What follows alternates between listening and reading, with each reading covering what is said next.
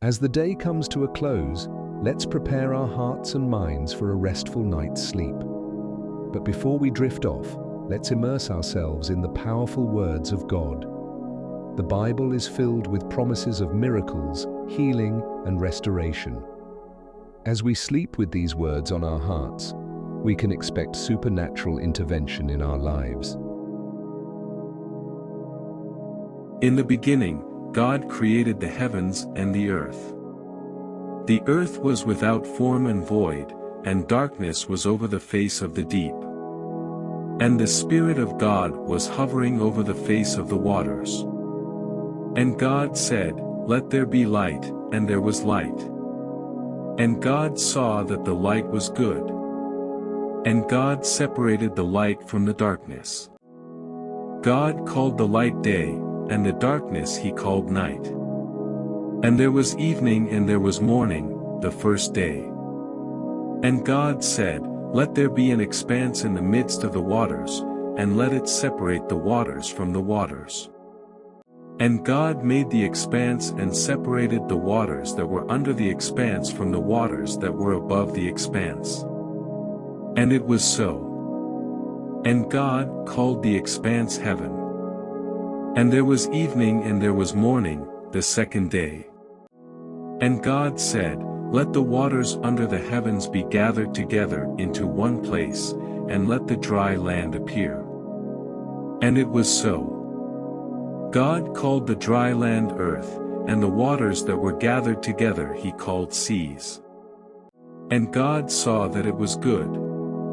And God said, "Let the earth sprout vegetation, plants yielding seed, and fruit trees bearing fruit in which is their seed, each according to its kind, on the earth." And it was so. The earth brought forth vegetation, plants yielding seed according to their own kinds, and trees bearing fruit in which is their seed, each according to its kind.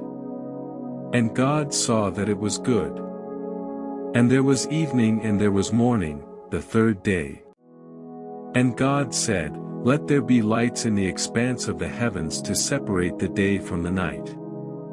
And let them be for signs and for seasons, and for days and years, and let them be lights in the expanse of the heavens to give light upon the earth." And it was so. And God made the two great lights, the greater light to rule the day and the lesser light to rule the night, and the stars. And God set them in the expanse of the heavens to give light on the earth, to rule over the day and over the night, and to separate the light from the darkness. And God saw that it was good. And there was evening and there was morning, the fourth day. And God said, "Let the waters swarm with swarms of living creatures, and let birds fly above the earth across the expanse of the heavens." So God created the great sea creatures and every living creature that moves, with which the waters swarm, according to their kinds, and every winged bird according to its kind. And God saw that it was good. And God blessed them, saying, "Be fruitful and multiply and fill the waters in the seas, and let birds multiply on the earth." And there was evening and there was morning, the fifth day. And God said, "Let the earth bring forth living creatures according to their kinds, livestock and creeping things and beasts of the earth according to their kinds." And it was so. And God made the beasts of the earth according to their kinds and the livestock according to their kinds, and everything that creeps on the ground according to its kind. And God saw that it was good. Then God said, "Let us make man in our image, after our likeness. And let them have dominion over the fish of the sea and over the birds of the heavens and over the livestock and over all the earth and over every creeping thing that creeps on the earth." So God created man in his own image. In the image of God he created him. Male and female he created them. And God blessed them. And God said to them, "Be fruitful and multiply and fill the earth and subdue it, and have dominion over the fish of the sea and over the birds of the heavens and over every living thing that moves on the earth. And God said, Behold, I have given you every plant yielding seed that is on the face of all the earth, and every tree with seed in its fruit. You shall have them for food. And to every beast of the earth and to every bird of the heavens and to everything that creeps on the earth, everything that has the breath of life, I have given every green plant for food. And it was so. And God saw everything that he had made, and behold, it was very good. And there was evening and there was morning, the sixth day. Chapter 2. Thus the heavens and the earth were finished, and all the host of them. And on the seventh day God finished his work that he had done, and he rested on the seventh day from all his work that he had done. So God blessed the seventh day and made it holy, because on it God rested from all his work that he had done in creation. These are the generations of the heavens and the earth when they were created, in the day that the Lord God made the earth and the heavens. When no bush of the field was yet in the land and no small plant of the field had yet sprung up, for the Lord God had not caused it to rain on the land, and there was no man to work the ground, and a mist was going up from the land and was watering the whole face of the ground. Then the Lord God formed the man of dust from the ground and breathed into his nostrils the breath of life, and the man became a living creature.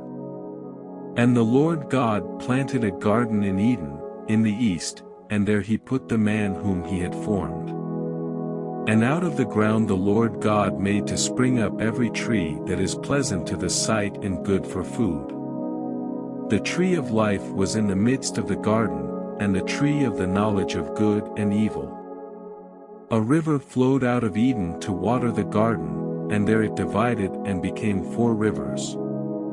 The name of the first is the Pishon. It is the one that flowed around the whole land of Havilah, where there is gold. And the gold of that land is good, bdellium and onyx stone are there. The name of the second river is the Gihon. It is the one that flowed around the whole land of Cush. And the name of the third river is the Tigris, which flows east of Assyria. And the fourth river is the Euphrates. The Lord God took the man and put him in the Garden of Eden to work it and keep it. And the Lord God commanded the man, saying, You may surely eat of every tree of the garden, but of the tree of the knowledge of good and evil you shall not eat, for in the day that you eat of it you shall surely die. Then the Lord God said, It is not good that the man should be alone. I will make him a helper fit for him. Now out of the ground the Lord God had formed every beast of the field and every bird of the heavens and brought them to the man to see what he would call them. And whatever the man called every living creature, that was its name. The man gave names to all livestock and to the birds of the heavens and to every beast of the field. But for Adam there was not found a helper fit for him. So the Lord God caused a deep sleep to fall upon the man, and while he slept took one of his ribs and closed up its place with flesh. And the rib that the Lord God had taken from the man he made into a woman and brought her to the man. Then the man said, This at last is bone of my bones, and flesh of my flesh. She shall be called woman, because she was taken out of man. Therefore a man shall leave his father and his mother and hold fast to his wife, and they shall become one flesh. And the man and his wife were both naked and were not ashamed. Chapter 3. Now the serpent was more crafty than any other beast of the field that the Lord God had made. He said to the woman, Did God actually say, You shall not eat of any tree in the garden? And the woman said to the serpent, We may eat of the fruit of the trees in the garden, but God said, You shall not eat of the fruit of the tree that is in the midst of the garden, neither shall you touch it, lest you die. But the serpent said to the woman, "You will not surely die. For God knows that when you eat of it your eyes will be opened, and you will be like God, knowing good and evil." So when the woman saw that the tree was good for food, and that it was a delight to the eyes, and that the tree was to be desired to make one wise, she took of its fruit and ate, and she also gave some to her husband who was with her, and he ate. Then the eyes of both were opened, and they knew that they were naked. And they sewed fig leaves together and made themselves loincloths. And they heard the sound of the Lord God walking in the garden in the cool of the day, and the man and his wife hid themselves from the presence of the Lord God among the trees of the garden. But the Lord God called to the man and said to him, "Where are you?" And he said, "I heard the sound of you in the garden, and I was afraid, because I was naked, and I hid myself." He said, "Who told you that you were naked? Have you eaten of the tree of which I commanded you not to eat?" The man said, "The woman whom you gave to be with me, she gave me fruit of the tree, and I ate." Then the Lord God said to the woman, "What is this that you have done?" The woman said, "The serpent deceived me, and I ate." The Lord God said to the serpent, "Because you have done this, cursed are you above all livestock, and above all beasts of the field. On your belly you shall go, and dust you shall eat all the days of your life.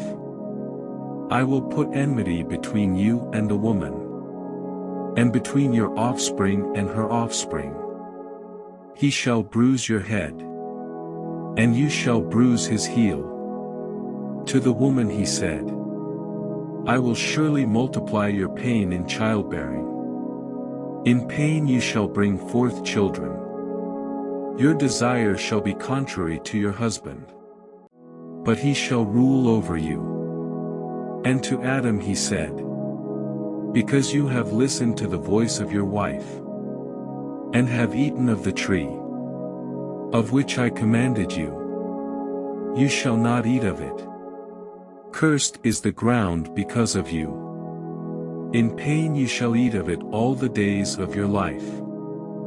Thorns and thistles it shall bring forth for you, and you shall eat the plants of the field. By the sweat of your face you shall eat bread, till you return to the ground. For out of it you were taken. For you are dust, and to dust you shall return."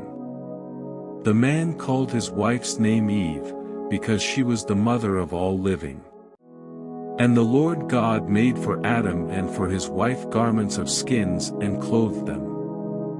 Then the Lord God said, "Behold, the man has become like one of us in knowing good and evil.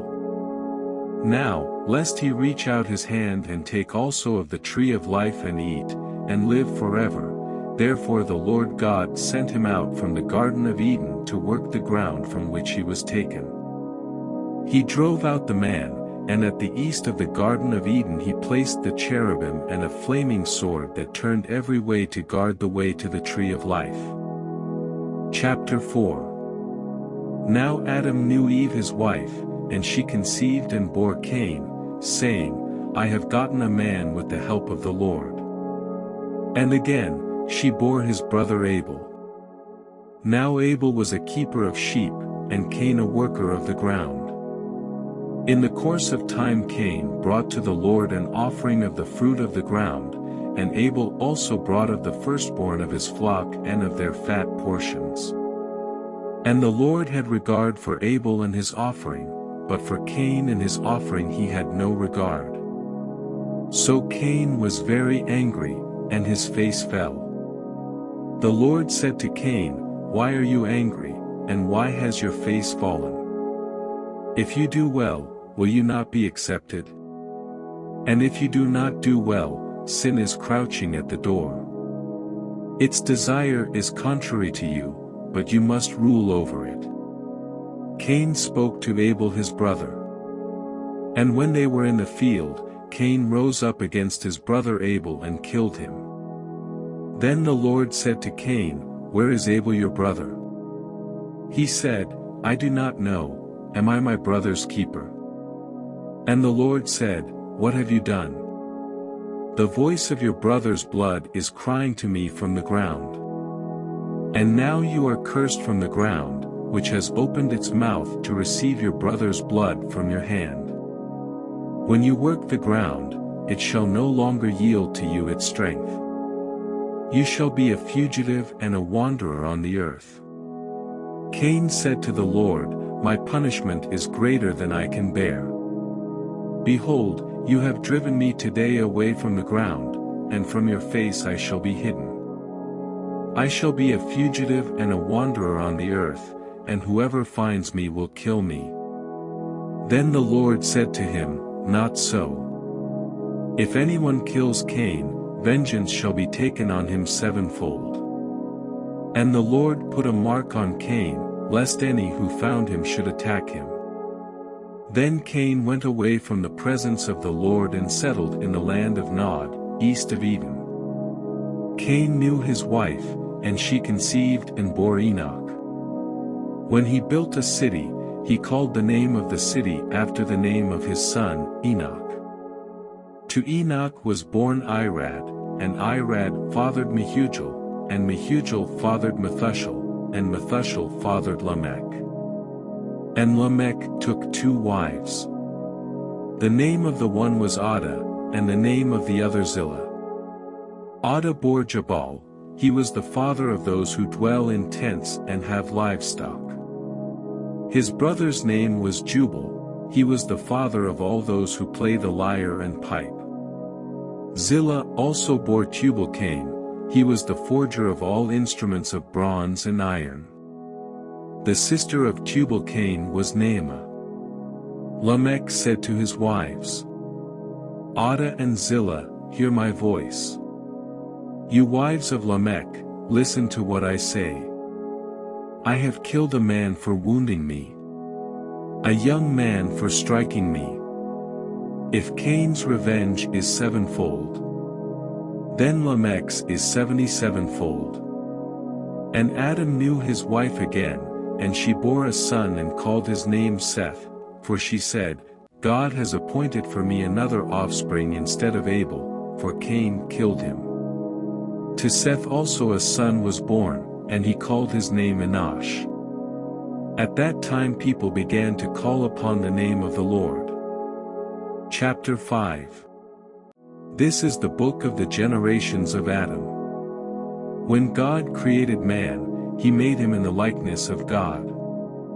Male and female he created them, and he blessed them and named them man when they were created. When Adam had lived 130 years, he fathered a son in his own likeness, after his image, and named him Seth. The days of Adam after he fathered Seth were 800 years, and he had other sons and daughters. Thus all the days that Adam lived were 930 years, and he died. When Seth had lived 105 years, he fathered Enosh. Seth lived after he fathered Enosh 807 years and had other sons and daughters. Thus all the days of Seth were 912 years, and he died. When Enosh had lived 90 years, he fathered Kenan. Enosh lived after he fathered Kenan 815 years and had other sons and daughters. Thus all the days of Enosh were 905 years, and he died. When Kenan had lived 70 years, he fathered Mahalalel. Kenan lived after he fathered Mahalalel 840 years and had other sons and daughters. Thus all the days of Kenan were 910 years, and he died. When Mahalalel had lived 65 years, he fathered Jared. Mahalalel lived after he fathered Jared 830 years and had other sons and daughters. Thus all the days of Mahalalel were 895 years, and he died. When Jared had lived 162 years, he fathered Enoch. Jared lived after he fathered Enoch 800 years and had other sons and daughters. Thus all the days of Jared were 962 years, and he died. When Enoch had lived 65 years, he fathered Methuselah. Enoch walked with God after he fathered Methuselah 300 years and had other sons and daughters. Thus all the days of Enoch were 365 years. Enoch walked with God, and he was not, for God took him. When Methuselah had lived 187 years, he fathered Lamech. Methuselah lived after he fathered Lamech 782 years and had other sons and daughters. Thus all the days of Methuselah were 969 years, and he died. When Lamech had lived 182 years, he fathered a son and called his name Noah, saying, "Out of the ground that the Lord has cursed, this one shall bring us relief from our work and from the painful toil of our hands." Lamech lived after he fathered Noah 595 years and had other sons and daughters. Thus all the days of Lamech were 777 years, and he died. After Noah was 500 years old, Noah fathered Shem, Ham, and Japheth. Chapter 6. When man began to multiply on the face of the land and daughters were born to them, the sons of God saw that the daughters of man were attractive. And they took as their wives any they chose. Then the Lord said, "My spirit shall not abide in man forever, for he is flesh, his days shall be 120 years. The Nephilim were on the earth in those days, and also afterward, when the sons of God came in to the daughters of man and they bore children to them. These were the mighty men who were of old, the men of renown. The Lord saw that the wickedness of man was great in the earth, and that every intention of the thoughts of his heart was only evil continually. And the Lord regretted that he had made man on the earth, and it grieved him to his heart. So the Lord said, I will blot out man whom I have created from the face of the land, man and animals and creeping things and birds of the heavens, for I am sorry that I have made them. But Noah found favor in the eyes of the Lord. These are the generations of Noah. Noah was a righteous man, blameless in his generation. Noah walked with God. And Noah had 3 sons, Shem, Ham, and Japheth. Now the earth was corrupt in God's sight, and the earth was filled with violence. And God saw the earth, and behold, it was corrupt, for all flesh had corrupted their way on the earth. And God said to Noah, I have determined to make an end of all flesh, for the earth is filled with violence through them. Behold, I will destroy them with the earth. Make yourself an ark of gopher wood. Make rooms in the ark, and cover it inside and out with pitch. This is how you are to make it: the length of the ark 300 cubits, its breadth 50 cubits, and its height 30 cubits. Make a roof for the ark, and finish it to a cubit above, and set the door of the ark in its side. Make it with lower, second, and third decks. For behold, I will bring a flood of waters upon the earth to destroy all flesh in which is the breath of life under heaven. Everything that is on the earth shall die. But I will establish my covenant with you, and you shall come into the ark, you, your sons, your wife, and your sons' wives with you. And of every living thing of all flesh, you shall bring 2 of every sort into the ark to keep them alive with you. They shall be male and female. Of the birds according to their kinds, and of the animals according to their kinds, of every creeping thing of the ground, according to its kind, 2 of every sort shall come in to you to keep them alive. Also take with you every sort of food that is eaten, and store it up. It shall serve as food for you and for them. Noah did this, he did all that God commanded him. Chapter 7. Then the Lord said to Noah, "Go into the ark, you and all your household, for I have seen that you are righteous before me in this generation. Take with you 7 pairs of all clean animals, the male and his mate, and a pair of the animals that are not clean, the male and his mate, and 7 pairs of the birds of the heavens also, male and female, to keep their offspring alive on the face of all the earth. For in 7 days I will send rain on the earth 40 days and 40 nights, and every living thing that I have made I will blot out from the face of the ground." And Noah did all that the Lord had commanded him. Noah was 600 years old when the flood of waters came upon the earth. And Noah and his sons and his wife and his sons' wives with him went into the ark to escape the waters of the flood.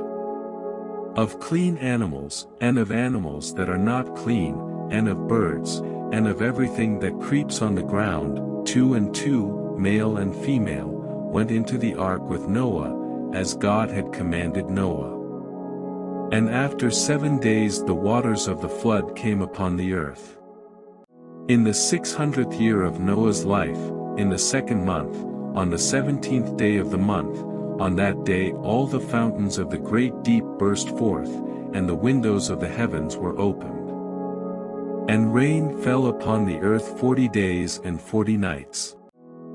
On the very same day Noah and his sons, Shem and Ham and Japheth, and Noah's wife and the 3 wives of his sons with them entered the ark, they and every beast, according to its kind, and all the livestock according to their kinds, and every creeping thing that creeps on the earth, according to its kind, and every bird, according to its kind, every winged creature.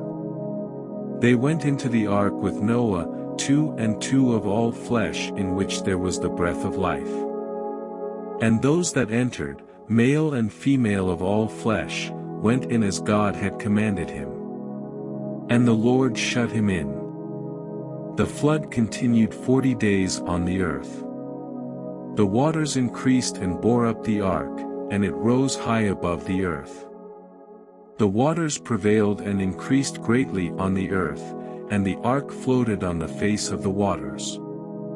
And the waters prevailed so mightily on the earth that all the high mountains under the whole heaven were covered. The waters prevailed above the mountains, covering them 15 cubits deep. And all flesh died that moved on the earth, birds, livestock, beasts, all swarming creatures that swarm on the earth, and all mankind. Everything on the dry land in whose nostrils was the breath of life died. He blotted out every living thing that was on the face of the ground, man and animals and creeping things and birds of the heavens. They were blotted out from the earth. Only Noah was left, and those who were with him in the ark. And the waters prevailed on the earth 150 days. Chapter 8. But God remembered Noah and all the beasts and all the livestock that were with him in the ark. And God made a wind blow over the earth, and the waters subsided. The fountains of the deep and the windows of the heavens were closed, the rain from the heavens was restrained, and the waters receded from the earth continually. At the end of 150 days the waters had abated, and in the 7th month, on the 17th day of the month, the ark came to rest on the mountains of Ararat. And the waters continued to abate until the 10th month. In the 10th month, on the 1st day of the month, the tops of the mountains were seen. At the end of 40 days Noah opened the window of the ark that he had made and sent forth a raven. It went to and fro until the waters were dried up from the earth. Then he sent forth a dove from him, to see if the waters had subsided from the face of the ground. But the dove found no place to set her foot, and she returned to him to the ark, for the waters were still on the face of the whole earth. So he put out his hand and took her and brought her into the ark with him. He waited another 7 days, and again he sent forth the dove out of the ark. And the dove came back to him in the evening, and behold, in her mouth was a freshly plucked olive leaf. So Noah knew that the waters had subsided from the earth. Then he waited another 7 days and sent forth the dove, and she did not return to him anymore. In the 601st year, in the first month, the first day of the month, the waters were dried from off the earth. And Noah removed the covering of the ark and looked, and behold, the face of the ground was dry. In the second month, on the 27th day of the month, the earth had dried out. Then God said to Noah, "Go out from the ark, you and your wife, and your sons' wives with you. Bring out with you every living thing that is with you of all flesh, birds and animals and every creeping thing that creeps on the earth, that they may swarm on the earth, and be fruitful and multiply on the earth." So Noah went out, and his sons and his wife and his sons' wives with him. Every beast, every creeping thing, and every bird, everything that moves on the earth, went out by families from the ark. Then Noah built an altar to the Lord and took some of every clean animal and some of every clean bird and offered burnt offerings on the altar. And when the Lord smelled the pleasing aroma, the Lord said in his heart, "I will never again curse the ground because of man, for the intention of man's heart is evil from his youth. Neither will I ever again strike down every living creature as I have done. While the earth remains, seed time and harvest, cold and heat, summer and winter, day and night, shall not cease." Chapter 9. And God blessed Noah and his sons and said to them, "Be fruitful and multiply and fill the earth. The fear of you and the dread of you shall be upon every beast of the earth and upon every bird of the heavens, upon everything that creeps on the ground and all the fish of the sea. Into your hand they are delivered. Every moving thing that lives shall be food for you. And as I gave you the green plants, I give you everything. But you shall not eat flesh with its life, that is, its blood. And for your lifeblood I will require a reckoning, from every beast I will require it and from man. From his fellow man I will require a reckoning for the life of man. Whoever sheds the blood of man, by man shall his blood be shed. For God made man in his own image.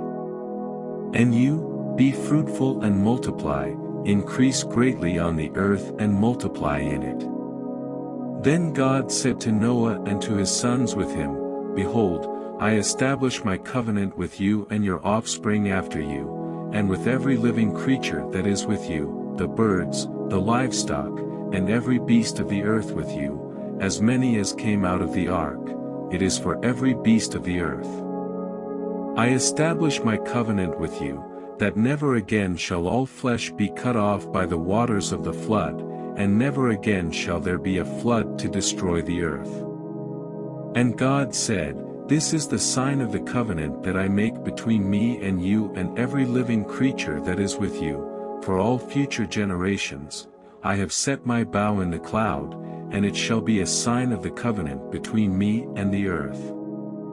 When I bring clouds over the earth and the bow is seen in the clouds, I will remember my covenant that is between me and you and every living creature of all flesh. And the waters shall never again become a flood to destroy all flesh. When the bow is in the clouds, I will see it and remember the everlasting covenant between God and every living creature of all flesh that is on the earth." God said to Noah, "This is the sign of the covenant that I have established between me and all flesh that is on the earth." The sons of Noah who went forth from the ark were Shem, Ham, and Japheth. Ham was the father of Canaan. These three were the sons of Noah, and from these the people of the whole earth were dispersed. Noah began to be a man of the soil, and he planted a vineyard. He drank of the wine and became drunk and lay uncovered in his tent. And Ham, the father of Canaan, saw the nakedness of his father and told his two brothers outside.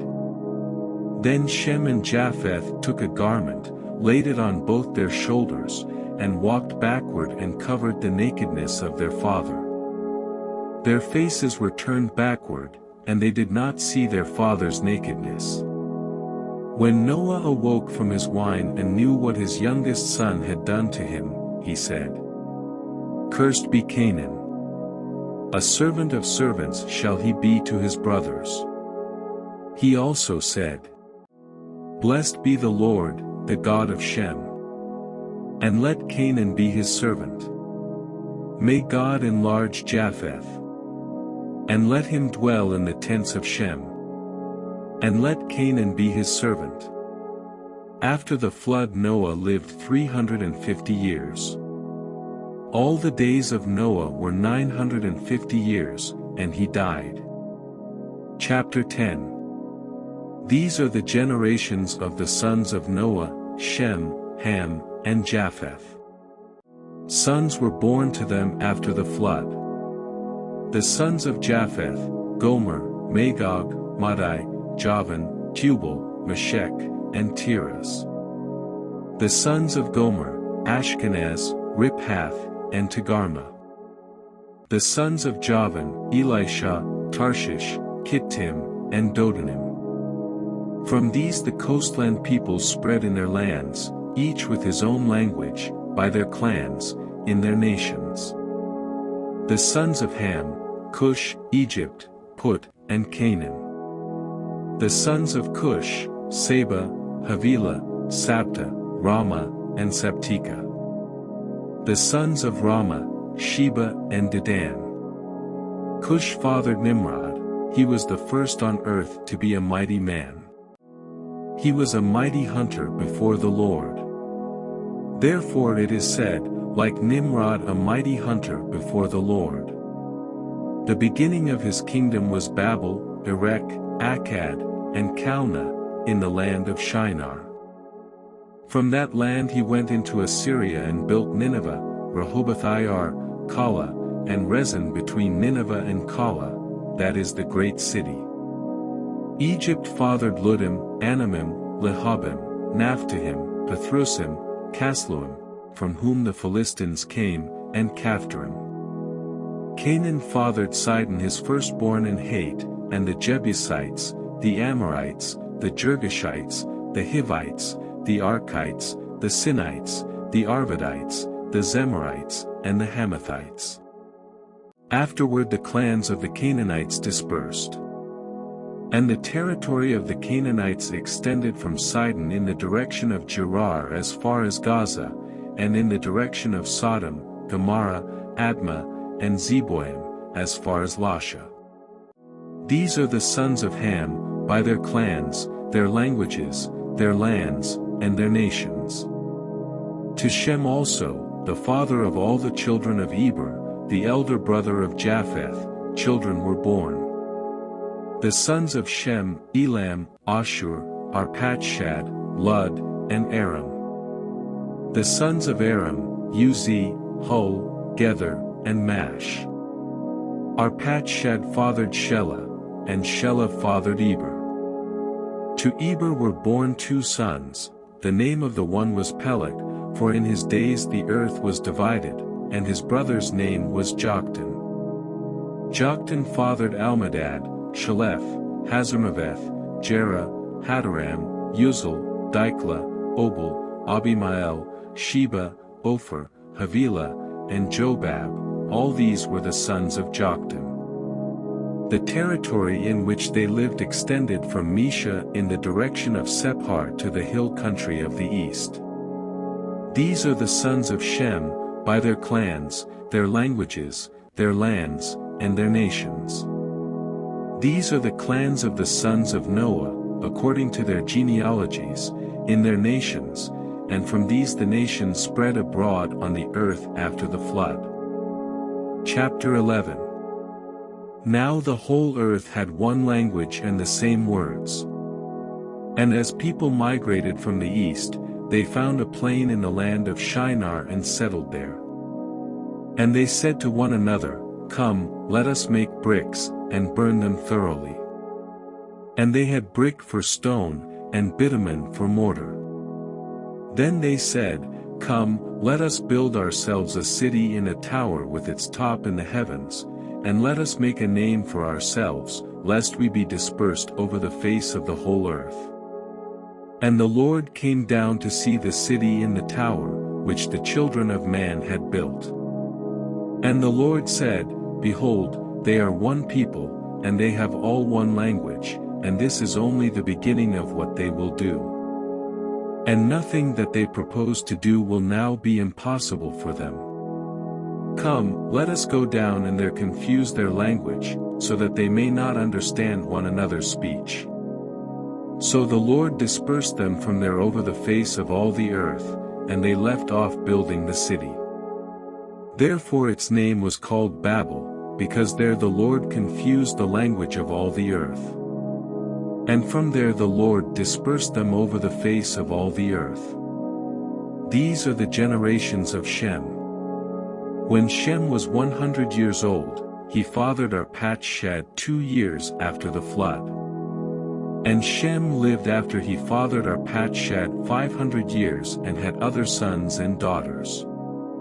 When Arpachshad had lived 35 years, he fathered Shelah. And Arpachshad lived after he fathered Shelah 403 years and had other sons and daughters. When Shelah had lived 30 years, he fathered Eber. And Shelah lived after he fathered Eber 403 years and had other sons and daughters. When Eber had lived 34 years, he fathered Peleg.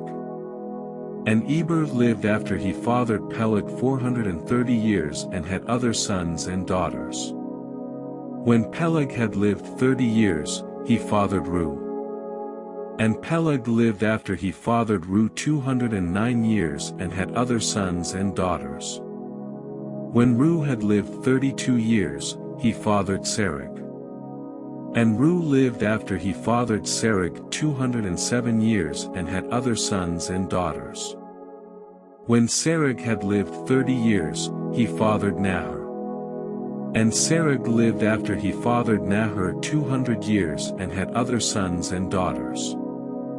When Nahor had lived 29 years, he fathered Terah. And Nahor lived after he fathered Terah 119 years and had other sons and daughters. When Terah had lived 70 years, he fathered Abram, Nahor, and Haran. Now these are the generations of Terah. Terah fathered Abram, Nahor, and Haran fathered Lot.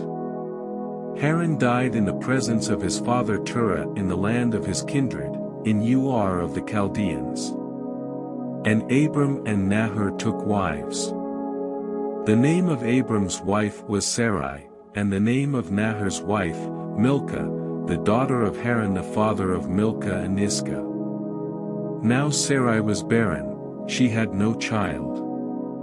Terah took Abram his son and Lot the son of Haran, his grandson, and Sarai his daughter-in-law, his son Abram's wife, and they went forth together from Ur of the Chaldeans to go into the land of Canaan, but when they came to Haran, they settled there. The days of Terah were 205 years, and Terah died in Haran. Chapter 12. Now the Lord said to Abram, "Go from your country and your kindred and your father's house to the land that I will show you. And I will make of you a great nation, and I will bless you and make your name great, so that you will be a blessing.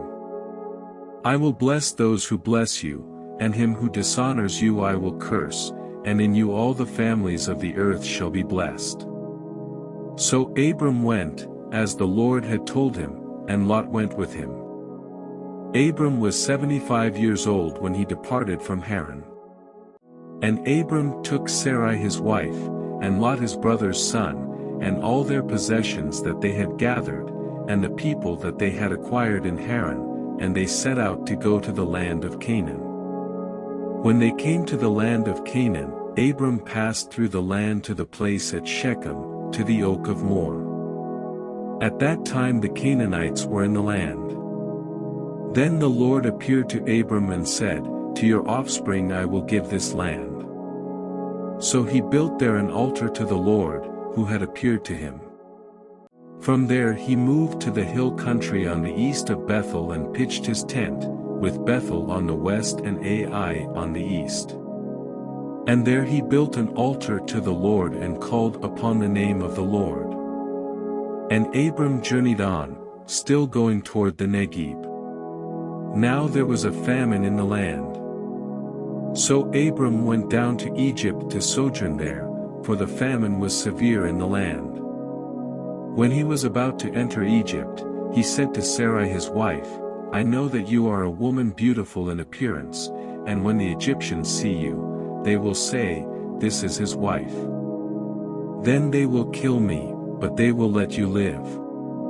Say you are my sister, that it may go well with me because of you, and that my life may be spared for your sake." When Abram entered Egypt, the Egyptians saw that the woman was very beautiful. And when the princes of Pharaoh saw her, they praised her to Pharaoh. And the woman was taken into Pharaoh's house. And for her sake he dealt well with Abram, and he had sheep, oxen, male donkeys, male servants, female donkeys, and camels. But the Lord afflicted Pharaoh and his house with great plagues because of Sarai, Abram's wife. So Pharaoh called Abram and said, "What is this you have done to me? Why did you not tell me that she was your wife? Why did you say, 'She is my sister,' so that I took her for my wife? Now then, here is your wife, take her, and go." And Pharaoh gave men orders concerning him, and they sent him away with his wife and all that he had. Chapter 13. So Abram went up from Egypt, he and his wife and all that he had, and Lot with him, into the Negeb. Now Abram was very rich in livestock, in silver, and in gold. And he journeyed on from the Negeb as far as Bethel to the place where his tent had been at the beginning, between Bethel and Ai, to the place where he had made an altar at the first. And there Abram called upon the name of the Lord. And Lot, who went with Abram, also had flocks and herds and tents, so that the land could not support both of them dwelling together, for their possessions were so great that they could not dwell together, and there was strife between the herdsmen of Abram's livestock and the herdsmen of Lot's livestock. At that time the Canaanites and the Perizzites were dwelling in the land. Then Abram said to Lot, "Let there be no strife between you and me, and between your herdsmen and my herdsmen, for we are kinsmen. Is not the whole land before you? Separate yourself from me. If you take the left hand, then I will go to the right, or if you take the right hand, then I will go to the left." And Lot lifted up his eyes and saw that the Jordan Valley was well watered everywhere like the garden of the Lord, like the land of Egypt, in the direction of Zoar. This was before the Lord destroyed Sodom and Gomorrah. So Lot chose for himself all the Jordan Valley, and Lot journeyed east. Thus they separated from each other. Abram settled in the land of Canaan, while Lot settled among the cities of the valley and moved his tent as far as Sodom. Now the men of Sodom were wicked, great sinners against the Lord. The Lord said to Abram, after Lot had separated from him, "Lift up your eyes and look from the place where you are, northward and southward and eastward and westward, for all the land that you see I will give to you and to your offspring forever. I will make your offspring as the dust of the earth, so that if one can count the dust of the earth, your offspring also can be counted. Arise, walk through the length and the breadth of the land, for I will give it to you." So Abram moved his tent and came and settled by the oaks of Mamre, which are at Hebron, and there he built an altar to the Lord. Chapter 14. In the days of Amraphel king of Shinar, Arioch king of Elasa, Kedorlaomer king of Elam, and Tidal king of Goyim, these kings made war with Bera king of Sodom, Bershah king of Gomorrah, Shernab king of Admah, Shemeber king of Zeboim, and the king of Bela, that is, Zor. And all these joined forces in the valley of Siddim, that is, the Salt Sea. 12 years they had served Kedorlaomer, but in the 13th year they rebelled. In the 14th year Kedorlaomer and the kings who were with him came and defeated the Rephaim in Ashtaroth Karnaim, the Zuzim in Ham, the Emim in Shave Kiriathaim, and the Horites in their hill country of Seir as far as El-Paran on the border of the wilderness. Then they turned back and came to En-Mishpat, that is, Kadesh, and defeated all the country of the Amalekites, and also the Amorites who were dwelling in Hazazon Tamar. Then the king of Sodom, the king of Gomorrah, the king of Admah, the king of Zeboim, and the king of Bela, that is, Zor, went out, and they joined battle in the valley of Siddim with Kedorlaomer king of Elam, Tidal king of Goyim, Amraphel king of Shinar, and Arioch king of Elasa, for kings against 5. Now the valley of Siddim was full of bitumen pits, and as the kings of Sodom and Gomorrah fled, some fell into them, and the rest fled to the hill country. So the enemy took all the possessions of Sodom and Gomorrah, and all their provisions, and went their way. They also took Lot, the son of Abram's brother, who was dwelling in Sodom, and his possessions, and went their way. Then one who had escaped came and told Abram the Hebrew, who was living by the oaks of Mamre the Amorite, brother of Eshcol and of Aner. These were allies of Abram. When Abram heard that his kinsmen had been taken captive, he led forth his trained men, born in his house, 318 of them, and went in pursuit as far as Dan. And he divided his forces against them by night, he and his servants, and defeated them and pursued them to Hobah, north of Damascus. Then he brought back all the possessions, and also brought back his kinsman Lot with his possessions, and the women and the people. After his return from the defeat of Kedorlaomer and the kings who were with him, the king of Sodom went out to meet him at the valley of Shave, that is, the king's valley.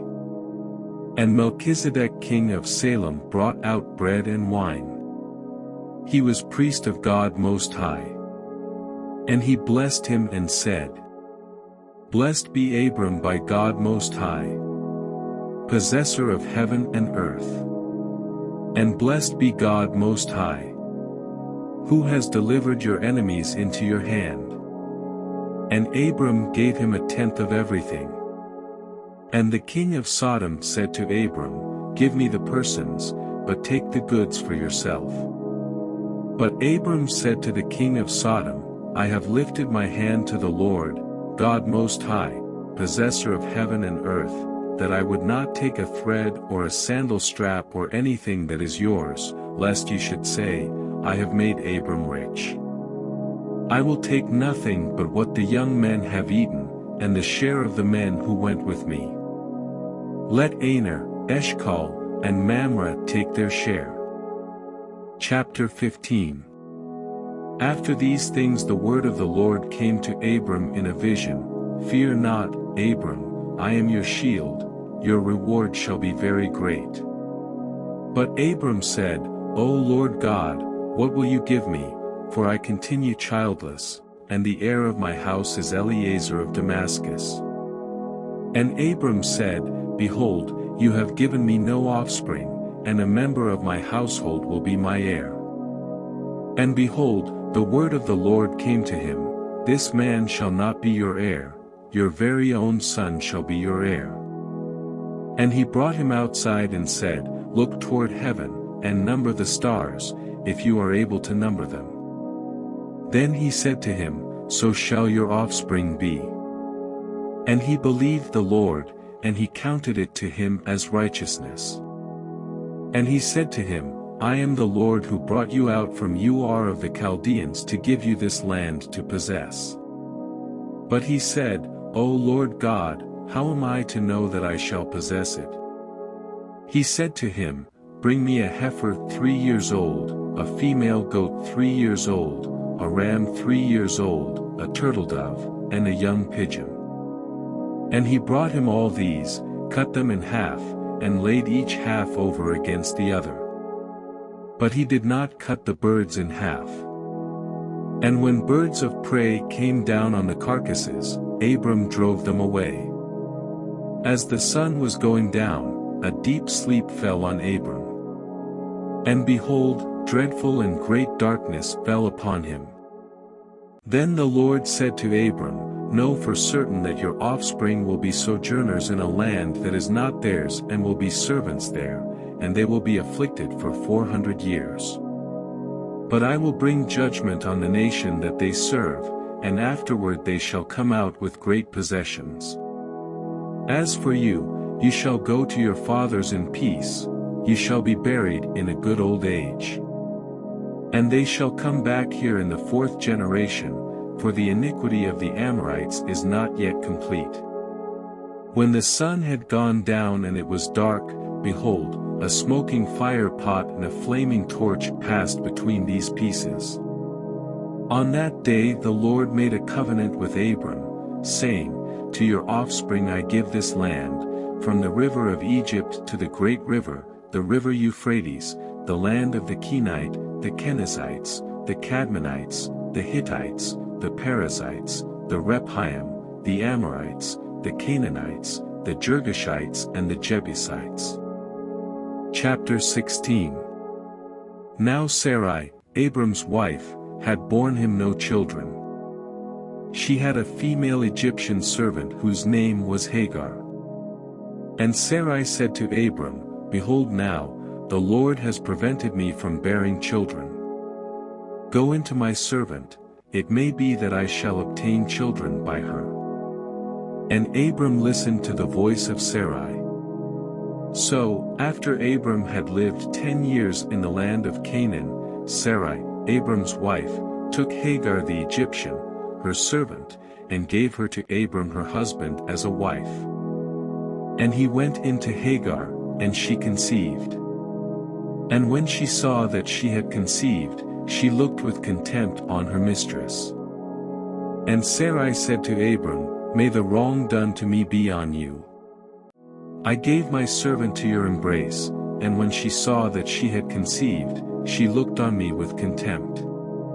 May the Lord judge between you and me. But Abram said to Sarai, Behold, your servant is in your power, do to her as you please.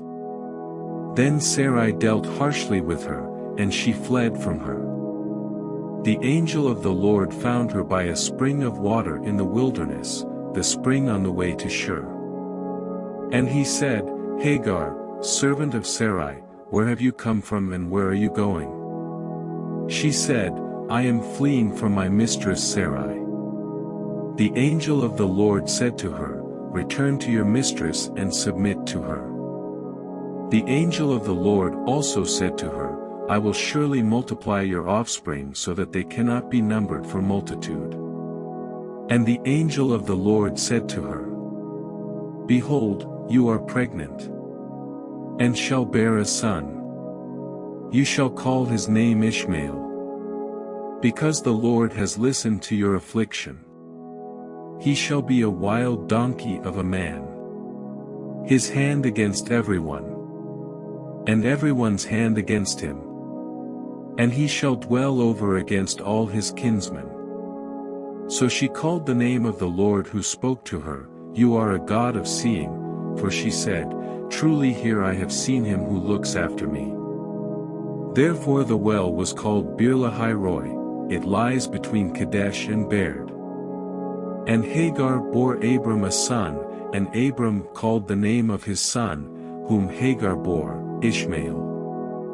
Abram was 86 years old when Hagar bore Ishmael to Abram. Chapter 17. When Abram was 99 years old, the Lord appeared to Abram and said to him, I am God Almighty, walk before me, and be blameless, that I may make my covenant between me and you, and may multiply you greatly. Then Abram fell on his face. And God said to him, Behold, my covenant is with you, and you shall be the father of a multitude of nations. No longer shall your name be called Abram, but your name shall be Abraham, for I have made you the father of a multitude of nations.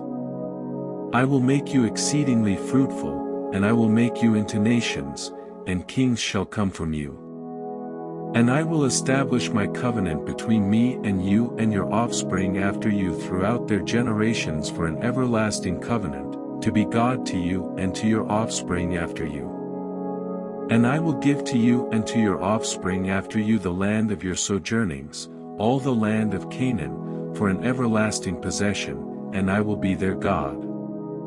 And God said to Abraham, As for you, you shall keep my covenant, you and your offspring after you throughout their generations.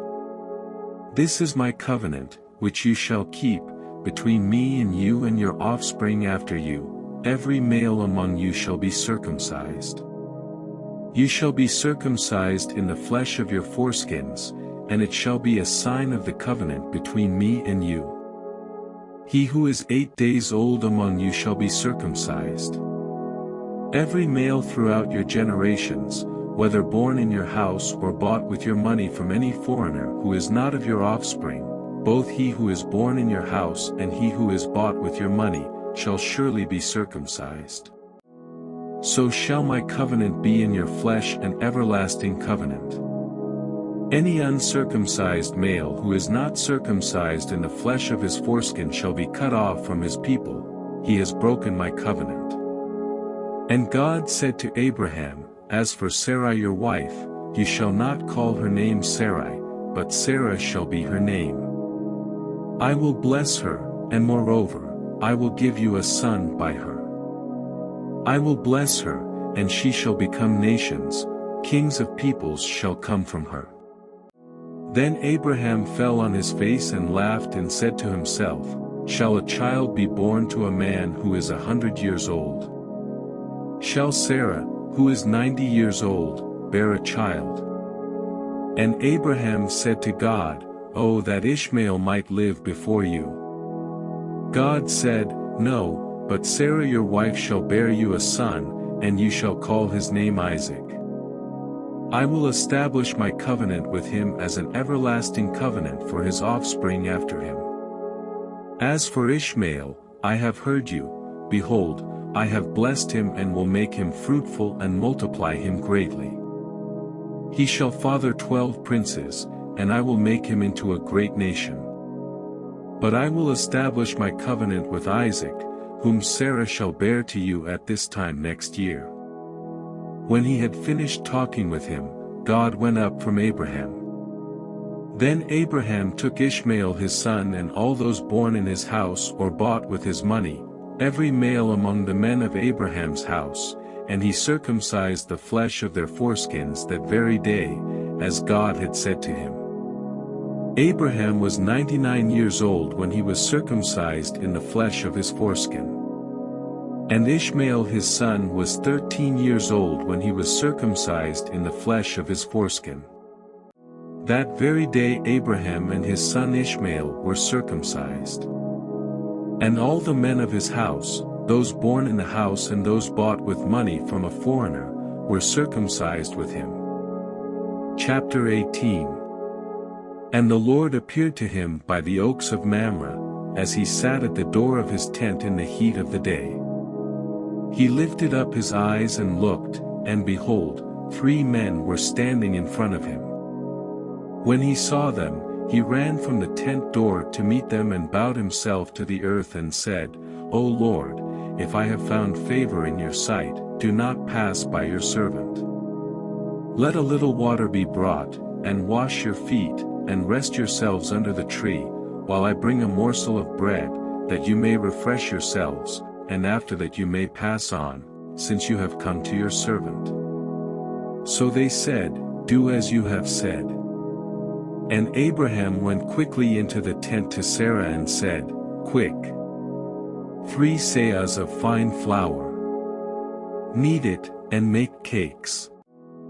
And Abraham ran to the herd and took a calf, tender and good, and gave it to a young man, who prepared it quickly. Then he took curds and milk and the calf that he had prepared, and set it before them. And he stood by them under the tree while they ate. They said to him, "Where is Sarah your wife?" And he said, "She is in the tent." The Lord said, "I will surely return to you about this time next year, and Sarah your wife shall have a son." And Sarah was listening at the tent door behind him. Now Abraham and Sarah were old, advanced in years. The way of women had ceased to be with Sarah. So Sarah laughed to herself, saying, "After I am worn out, and my Lord is old, shall I have pleasure?" The Lord said to Abraham, "Why did Sarah laugh and say, 'Shall I indeed bear a child, now that I am old?' Is anything too hard for the Lord? At the appointed time I will return to you, about this time next year, and Sarah shall have a son." But Sarah denied it, saying, "I did not laugh, for she was afraid." He said, "No, but you did laugh." Then the men set out from there, and they looked down toward Sodom. And Abraham went with them to set them on their way. The Lord said, "Shall I hide from Abraham what I am about to do, seeing that Abraham shall surely become a great and mighty nation, and all the nations of the earth shall be blessed in him? For I have chosen him, that he may command his children and his household after him to keep the way of the Lord by doing righteousness and justice, so that the Lord may bring to Abraham what he has promised him." Then the Lord said, "Because the outcry against Sodom and Gomorrah is great and their sin is very grave, I will go down to see whether they have done altogether according to the outcry that has come to me. And if not, I will know." So the men turned from there and went toward Sodom, but Abraham still stood before the Lord. Then Abraham drew near and said, "Will you indeed sweep away the righteous with the wicked? Suppose there are 50 righteous within the city. Will you then sweep away the place and not spare it for the 50 righteous who are in it? Far be it from you to do such a thing, to put the righteous to death with the wicked, so that the righteous fare as the wicked. Far be that from you. Shall not the judge of all the earth do what is just?" And the Lord said, "If I find at Sodom 50 righteous in the city, I will spare the whole place for their sake."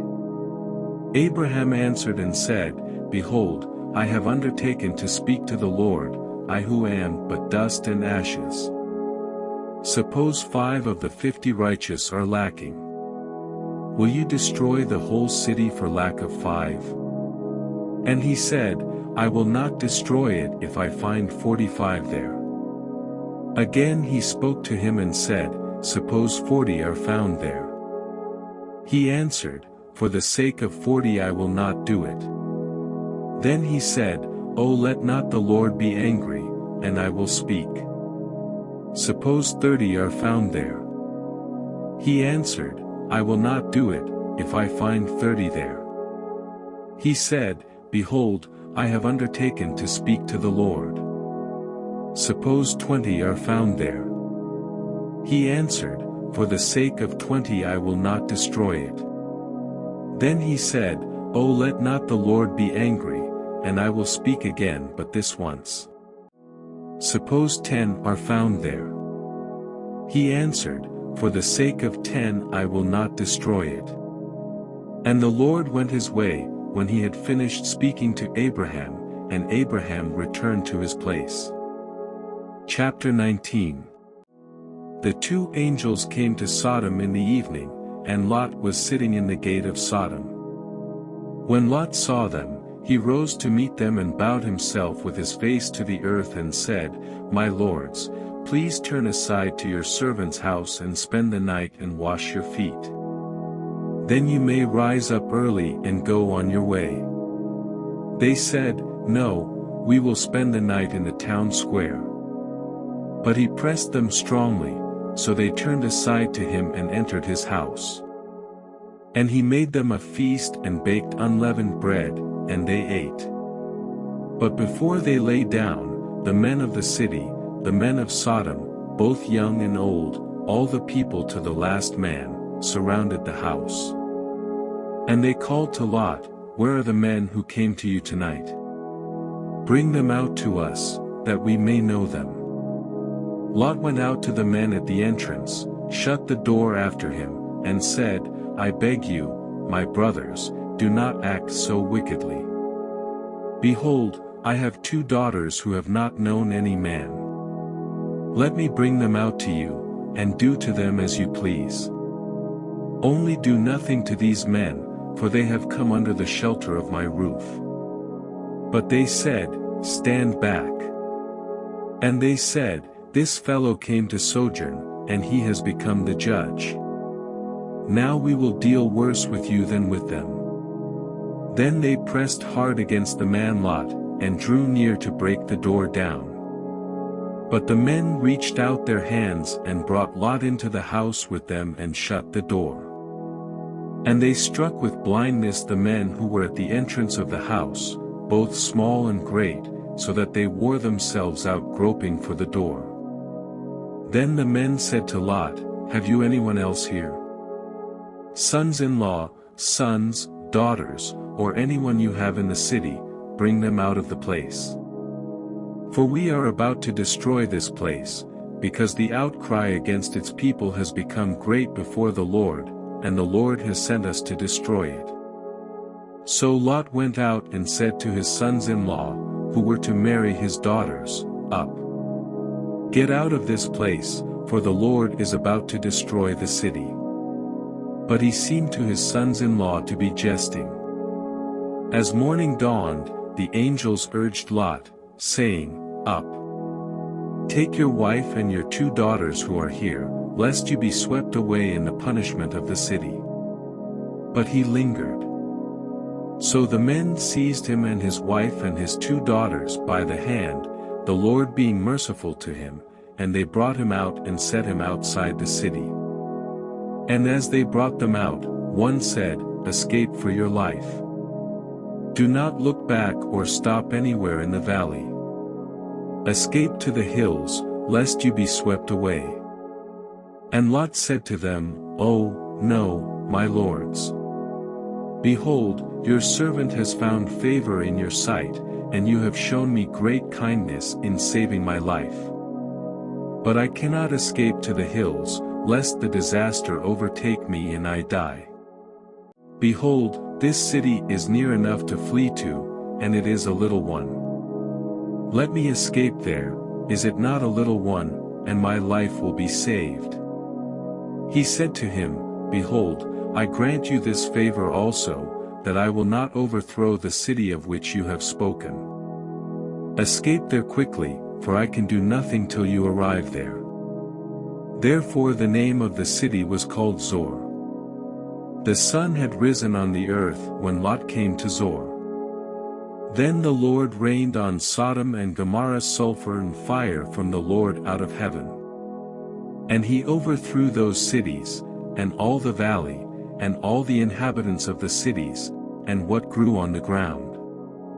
But Lot's wife, behind him, looked back, and she became a pillar of salt. And Abraham went early in the morning to the place where he had stood before the Lord. And he looked down toward Sodom and Gomorrah and toward all the land of the valley, and he looked and, behold, the smoke of the land went up like the smoke of a furnace. So it was that, when God destroyed the cities of the valley, God remembered Abraham and sent Lot out of the midst of the overthrow when he overthrew the cities in which Lot had lived. Now Lot went up out of Zor and lived in the hills with his 2 daughters, for he was afraid to live in Zor. So he lived in a cave with his 2 daughters.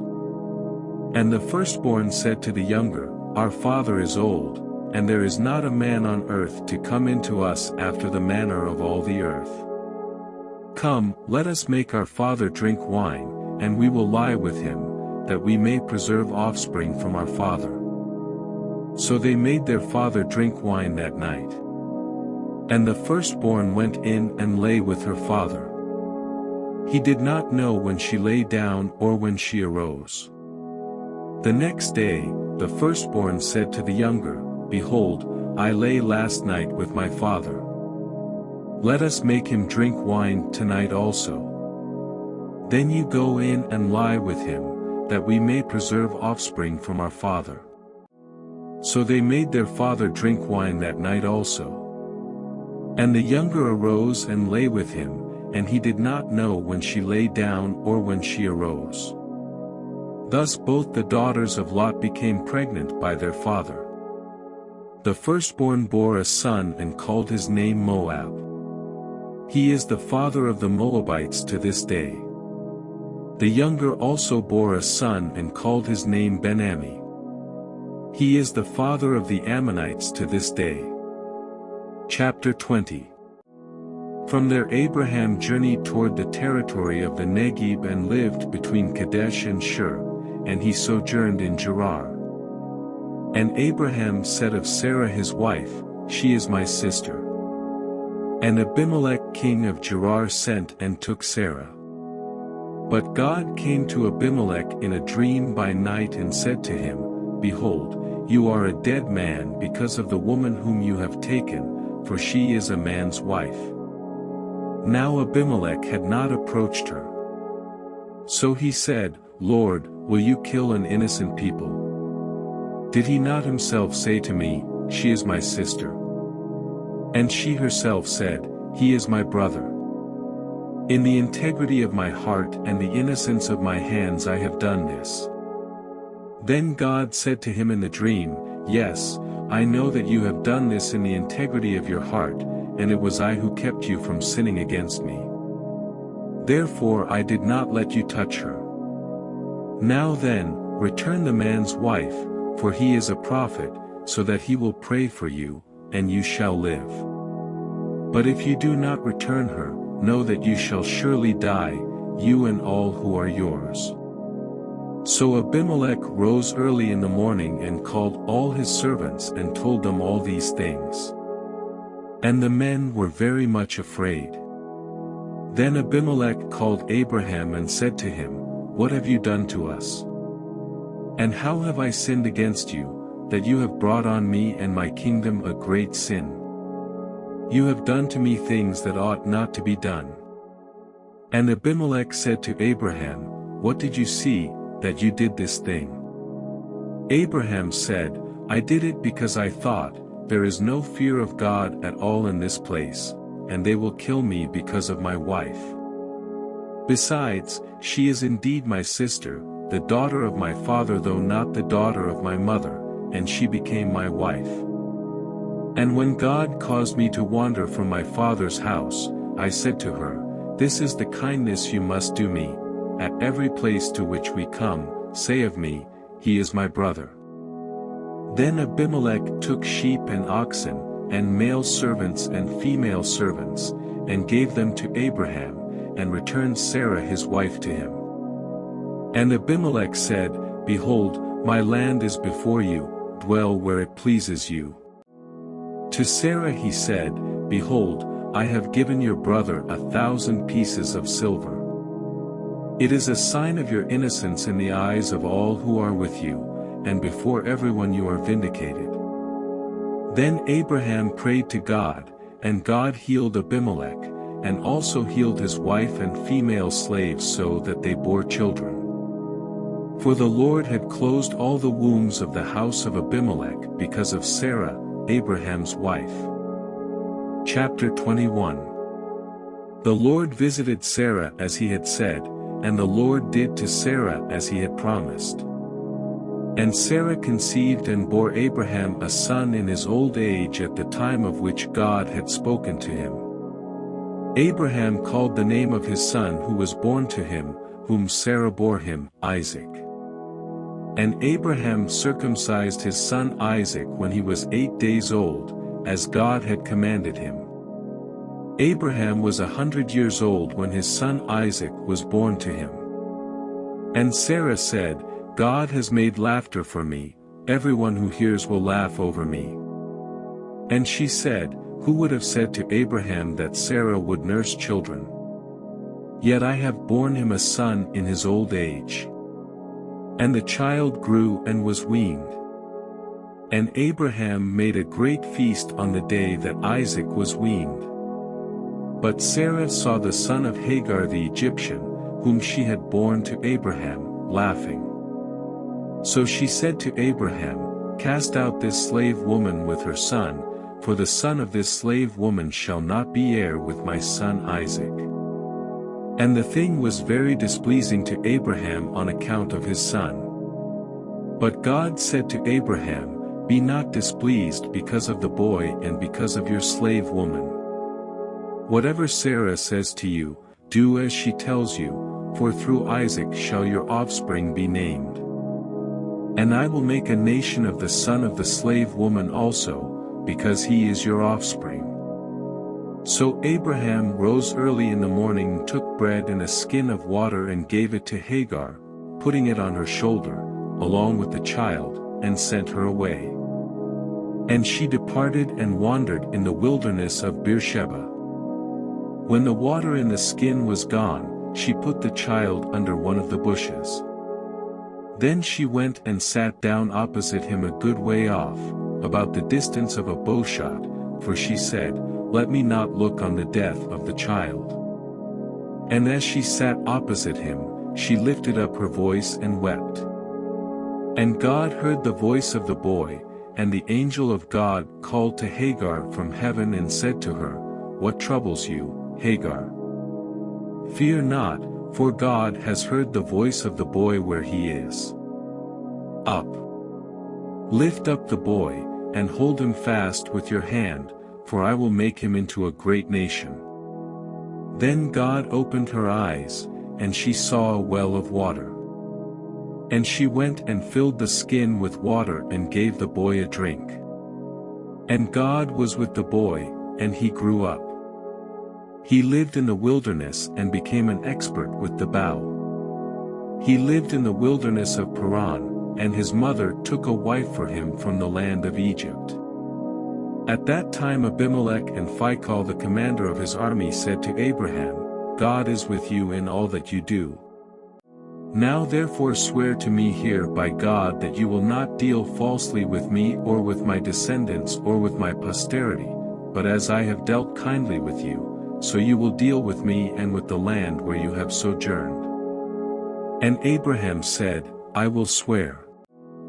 When Abraham reproved Abimelech about a well of water that Abimelech's servants had seized, Abimelech said, I do not know who has done this thing, you did not tell me, and I have not heard of it until today. So Abraham took sheep and oxen and gave them to Abimelech, and the two men made a covenant. Abraham set 7 ewe lambs of the flock apart. And Abimelech said to Abraham, What is the meaning of these 7 ewe lambs that you have set apart? He said, These 7 ewe lambs you will take from my hand, that this may be a witness for me that I dug this well. Therefore that place was called Beersheba, because there both of them swore an oath. So they made a covenant at Beersheba. Then Abimelech and Phicol the commander of his army rose up and returned to the land of the Philistines. Abraham planted a tamarisk tree in Beersheba and called there on the name of the Lord, the everlasting God. And Abraham sojourned many days in the land of the Philistines. Chapter 22. After these things God tested Abraham and said to him, Abraham. And he said, Here I am. He said, Take your son, your only son Isaac, whom you love, and go to the land of Moriah, and offer him there as a burnt offering on one of the mountains of which I shall tell you. So Abraham rose early in the morning, saddled his donkey, and took 2 of his young men with him, and his son Isaac. And he cut the wood for the burnt offering and arose and went to the place of which God had told him.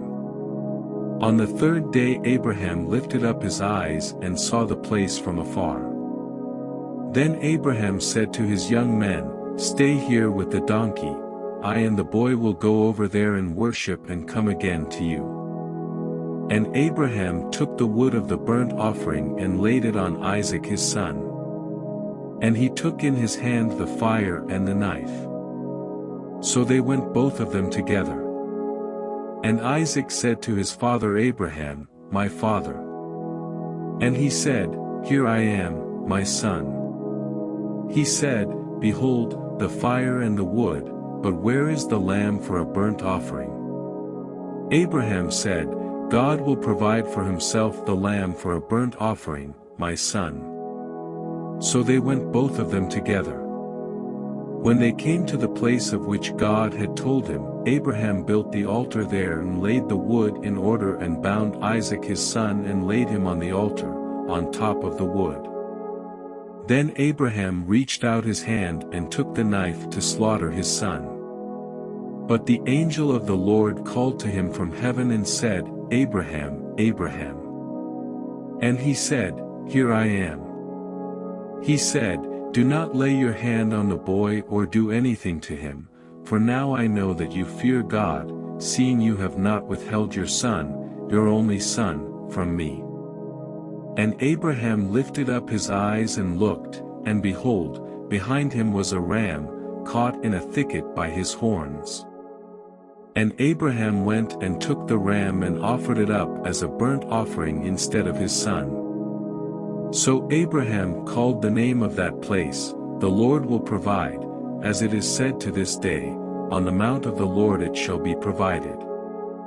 And the angel of the Lord called to Abraham a second time from heaven and said, "By myself I have sworn, declares the Lord, because you have done this and have not withheld your son, your only son, I will surely bless you, and I will surely multiply your offspring as the stars of heaven and as the sand that is on the seashore.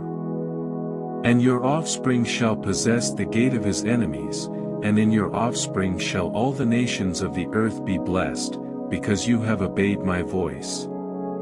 So Abraham returned to his young men, and they arose and went together to Beersheba. And Abraham lived at Beersheba.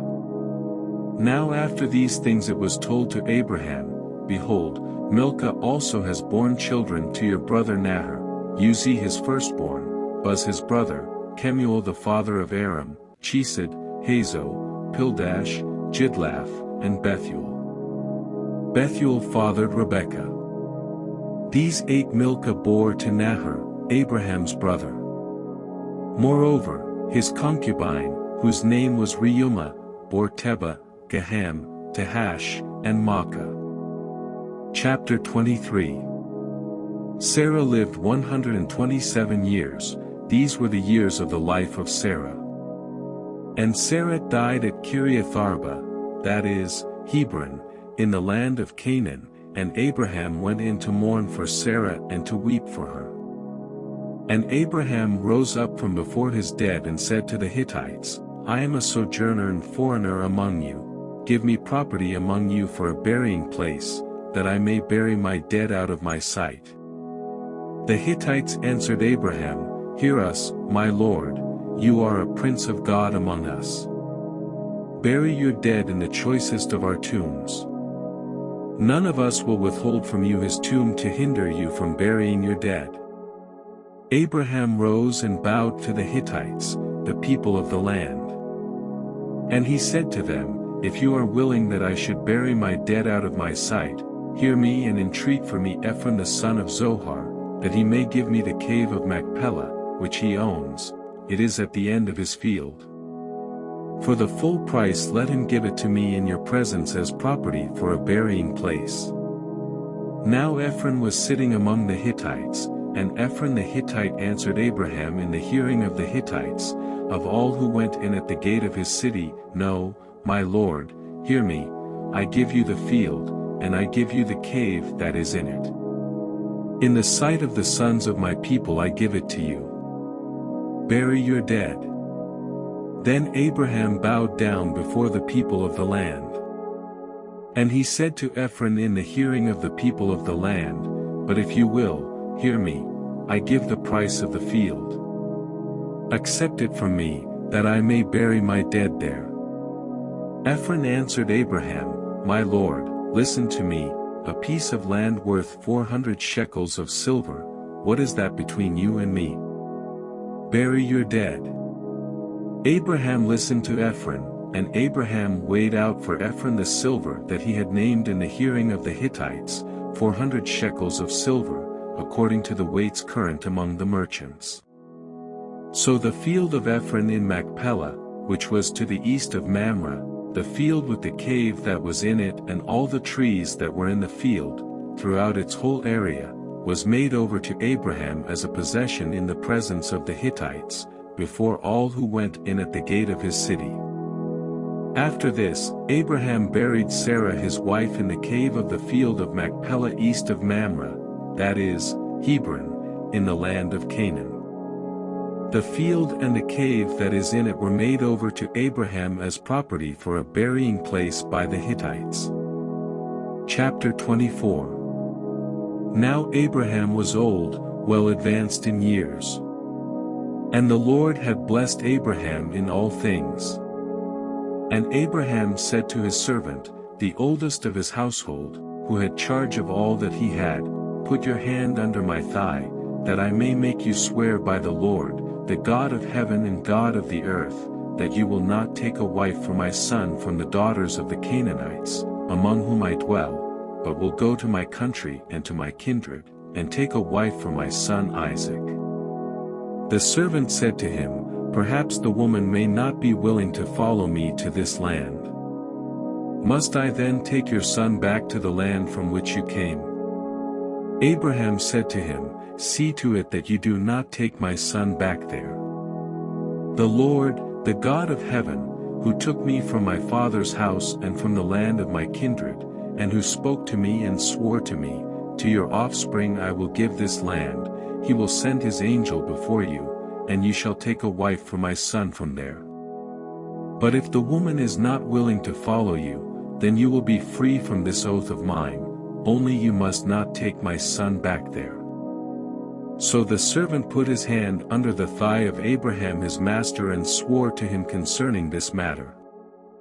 Then the servant took 10 of his master's camels and departed, taking all sorts of choice gifts from his master, and he arose and went to Mesopotamia to the city of Nahor. And he made the camels kneel down outside the city by the well of water at the time of evening, the time when women go out to draw water.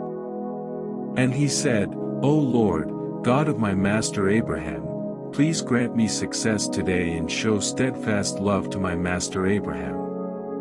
Behold, I am standing by the spring of water, and the daughters of the men of the city are coming out to draw water. Let the young woman to whom I shall say, 'Please let down your jar that I may drink,' and who shall say, 'Drink, and I will water your camels,' let her be the one whom you have appointed for your servant Isaac. By this I shall know that you have shown steadfast love to my master." Before he had finished speaking, behold, Rebekah, who was born to Bethuel the son of Milcah, the wife of Nahor, Abraham's brother, came out with her water jar on her shoulder. The young woman was very attractive in appearance, a maiden whom no man had known. She went down to the spring and filled her jar and came up. Then the servant ran to meet her and said, "Please give me a little water to drink from your jar." She said, "Drink, my lord." And she quickly let down her jar upon her hand and gave him a drink. When she had finished giving him a drink, she said, "I will draw water for your camels also, until they have finished drinking." So she quickly emptied her jar into the trough and ran again to the well to draw water, and she drew for all his camels. The man gazed at her in silence to learn whether the Lord had prospered his journey or not. When the camels had finished drinking, the man took a gold ring weighing a half shekel, and 2 bracelets for her arms weighing 10 gold shekels, and said, "Please tell me whose daughter you are. Is there room in your father's house for us to spend the night?" She said to him, I am the daughter of Bethuel the son of Milcah, whom she bore to Nahor. She added, We have plenty of both straw and fodder, and room to spend the night. The man bowed his head and worshipped the Lord and said, Blessed be the Lord, the God of my master Abraham, who has not forsaken his steadfast love and his faithfulness toward my master. As for me, the Lord has led me in the way to the house of my master's kinsman. Then the young woman ran and told her mother's household about these things. Rebekah had a brother whose name was Laban. Laban ran out toward the man, to the spring. As soon as he saw the ring and the bracelets on his sister's arms, and heard the words of Rebekah his sister, Thus the man spoke to me, he went to the man. And behold, he was standing by the camels at the spring. He said, Come in, O blessed of the Lord. Why do you stand outside? For I have prepared the house and a place for the camels. So the man came to the house and unharnessed the camels, and gave straw and fodder to the camels, and there was water to wash his feet and the feet of the men who were with him. Then food was set before him to eat. But he said, I will not eat until I have said what I have to say. He said, Speak on. So he said, I am Abraham's servant. The Lord has greatly blessed my master, and he has become great. He has given him flocks and herds, silver and gold, male servants and female servants, camels and donkeys. And Sarah my master's wife bore a son to my master when she was old, and to him he has given all that he has. My master made me swear, saying, You shall not take a wife for my son from the daughters of the Canaanites, in whose land I dwell, but you shall go to my father's house and to my clan and take a wife for my son. I said to my master, Perhaps the woman will not follow me. But he said to me, The Lord, before whom I have walked, will send his angel with you and prosper your way. You shall take a wife for my son from my clan and from my father's house. Then you will be free from my oath, when you come to my clan. And if they will not give her to you, you will be free from my oath. I came today to the spring and said, O Lord, the God of my master Abraham, if now you are prospering the way that I go, behold, I am standing by the spring of water. Let the virgin who comes out to draw water, to whom I shall say, Please give me a little water from your jar to drink, and who will say to me, Drink, and I will draw for your camels also, let her be the woman whom the Lord has appointed for my master's son. Before I had finished speaking in my heart, behold, Rebekah came out with her water jar on her shoulder, and she went down to the spring and drew water. I said to her, Please let me drink. She quickly let down her jar from her shoulder and said, Drink, and I will give your camels drink also. So I drank, and she gave the camels drink also. Then I asked her, Whose daughter are you? She said, The daughter of Bethuel, Nahor's son, whom Milcah bore to him. So I put the ring on her nose and the bracelets on her arms. Then I bowed my head and worshipped the Lord and blessed the Lord, the God of my master Abraham, who had led me by the right way to take the daughter of my master's kinsman for his son. Now then, if you are going to show steadfast love and faithfulness to my master, tell me, and if not, tell me, that I may turn to the right hand or to the left. Then Laban and Bethuel answered and said, The thing has come from the Lord, we cannot speak to you bad or good. Behold, Rebekah is before you, take her and go, and let her be the wife of your master's son, as the Lord has spoken. When Abraham's servant heard their words, he bowed himself to the earth before the Lord. And the servant brought out jewelry of silver and of gold, and garments, and gave them to Rebekah. He also gave to her brother and to her mother costly ornaments. And he and the men who were with him ate and drank, and they spent the night there. When they arose in the morning, he said, "Send me away to my master." Her brother and her mother said, "Let the young woman remain with us a while, at least 10 days, after that she may go." But he said to them, "Do not delay me, since the Lord has prospered my way. Send me away that I may go to my master." They said, "Let us call the young woman and ask her." And they called Rebekah and said to her, "Will you go with this man?" She said, "I will go." So they sent away Rebekah their sister and her nurse, and Abraham's servant and his men. And they blessed Rebekah and said to her, "Our sister, may you become thousands of 10,000s. And may your offspring possess the gate of those who hate him." Then Rebekah and her young women arose and rode on the camels and followed the man. Thus the servant took Rebekah and went his way. Now Isaac had returned from Beer-lahai-roi and was dwelling in the Negeb. And Isaac went out to meditate in the field toward evening. And he lifted up his eyes and saw, and behold, there were camels coming. And Rebekah lifted up her eyes, and when she saw Isaac, she dismounted from the camel and said to the servant, "Who is that man, walking in the field to meet us?"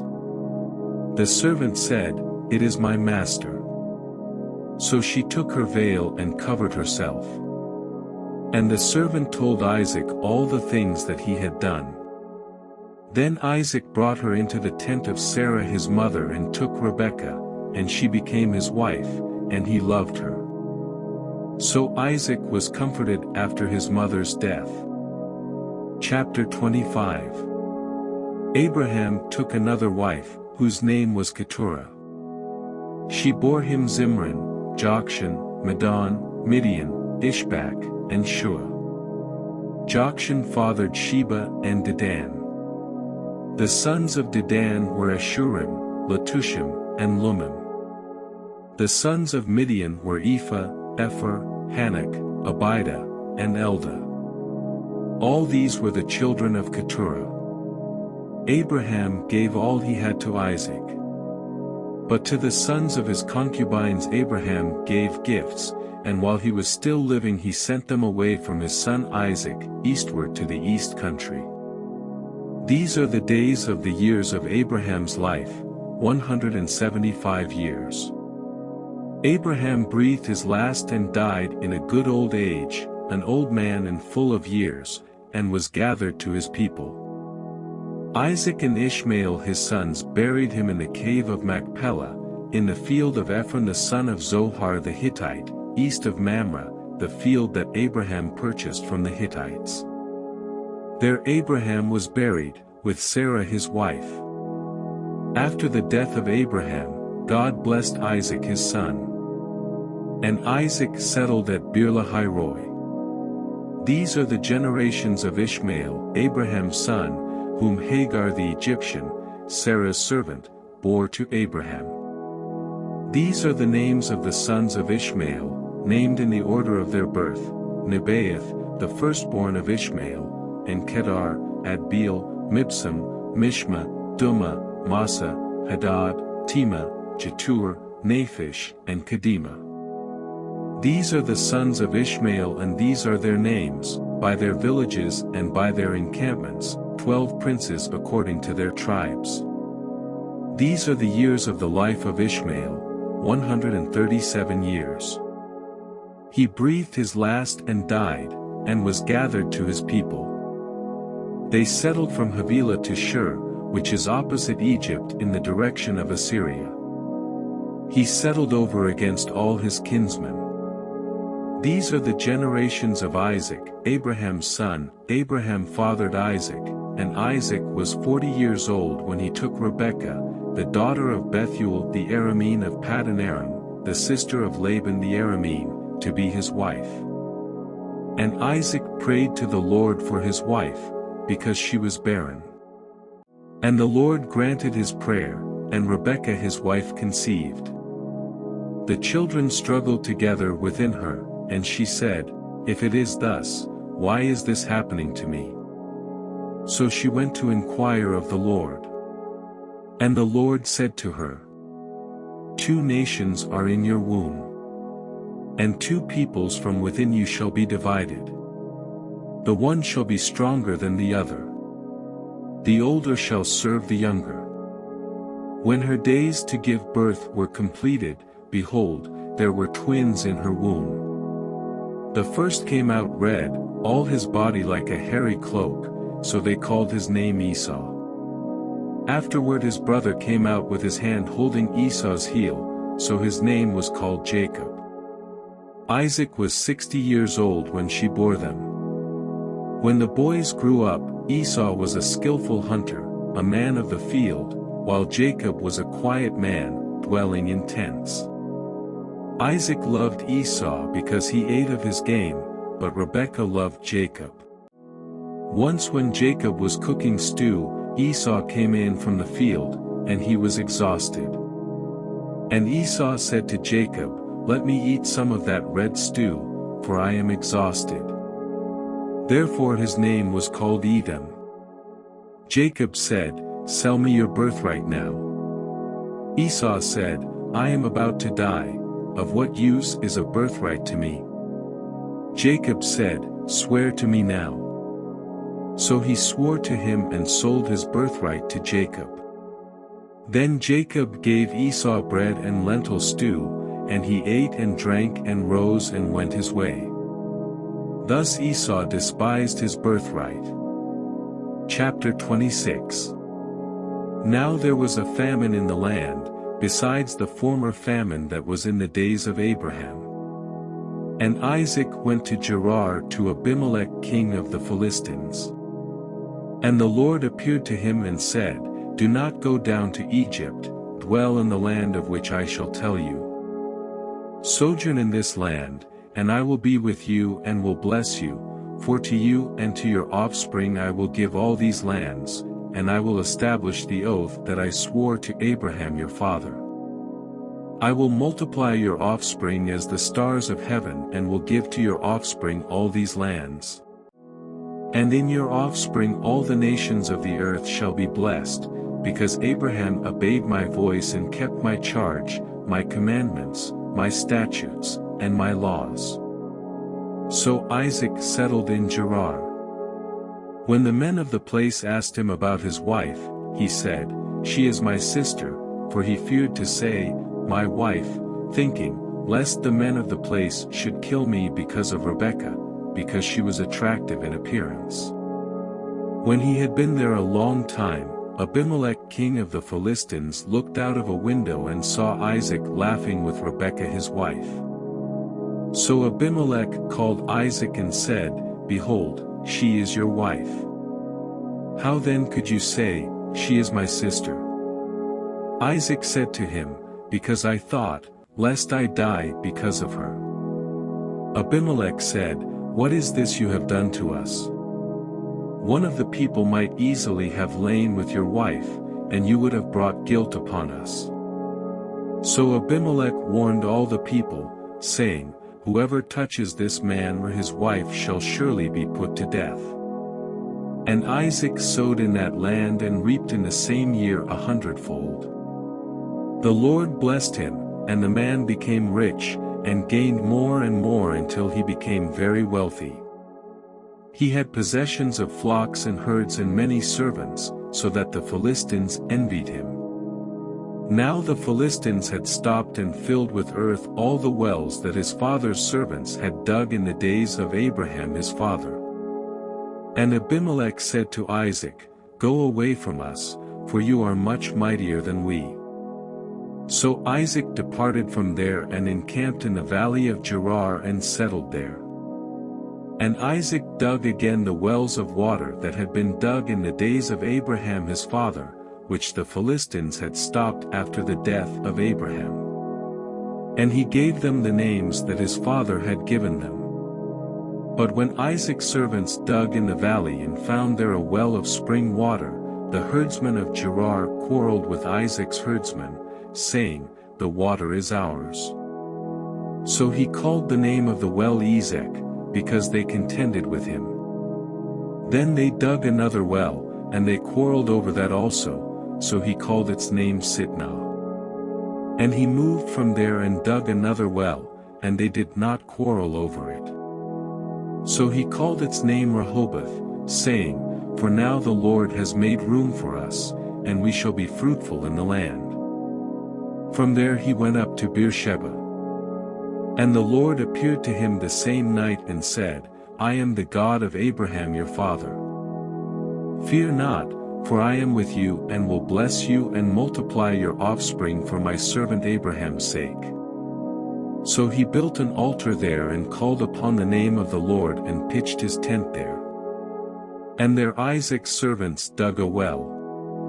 When Abimelech went to him from Gerar with Ahuzzath his adviser and Phicol the commander of his army, Isaac said to them, Why have you come to me, seeing that you hate me and have sent me away from you? They said, We see plainly that the Lord has been with you. So we said, Let there be a sworn pact between us, between you and us, and let us make a covenant with you, that you will do us no harm, just as we have not touched you and have done to you nothing but good and have sent you away in peace. You are now the blessed of the Lord. So he made them a feast, and they ate and drank. In the morning they rose early and exchanged oaths. And Isaac sent them on their way, and they departed from him in peace. That same day Isaac's servants came and told him about the well that they had dug and said to him, We have found water. He called it Sheba, therefore the name of the city is Beersheba to this day. When Esau was 40 years old, he took Judith the daughter of Beeri the Hittite to be his wife, and Basemath the daughter of Elon the Hittite, and they made life bitter for Isaac and Rebekah. Chapter 27. When Isaac was old and his eyes were dim so that he could not see, he called Esau his older son and said to him, My son, and he answered, Here I am. He said, Behold, I am old, I do not know the day of my death. Now then, take your weapons, your quiver and your bow, and go out to the field and hunt game for me, and prepare for me delicious food, such as I love, and bring it to me so that I may eat, that my soul may bless you before I die.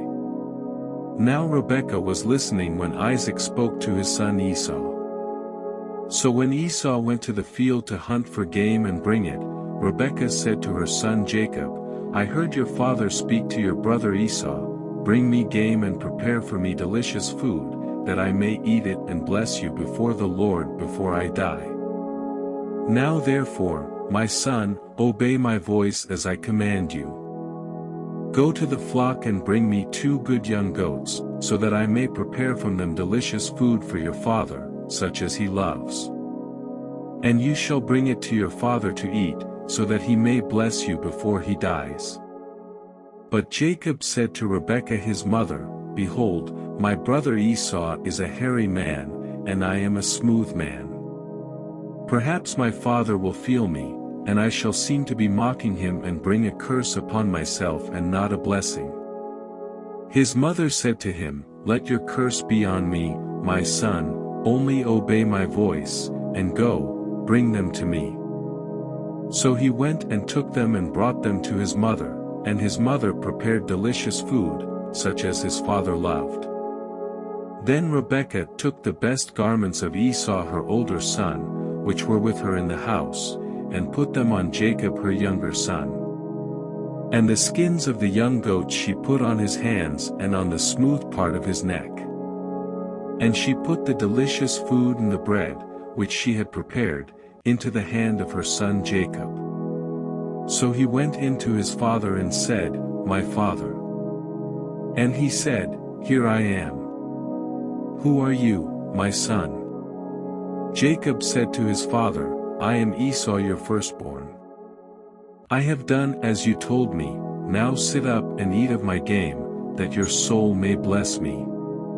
But Isaac said to his son, How is it that you have found it so quickly, my son? He answered, because the Lord your God granted me success." Then Isaac said to Jacob, "Please come near, that I may feel you, my son, to know whether you are really my son Esau or not."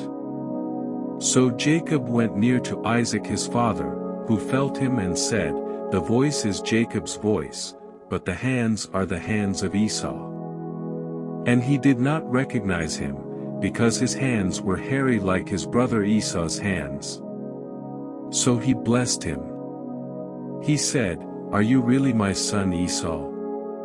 He answered, "I am."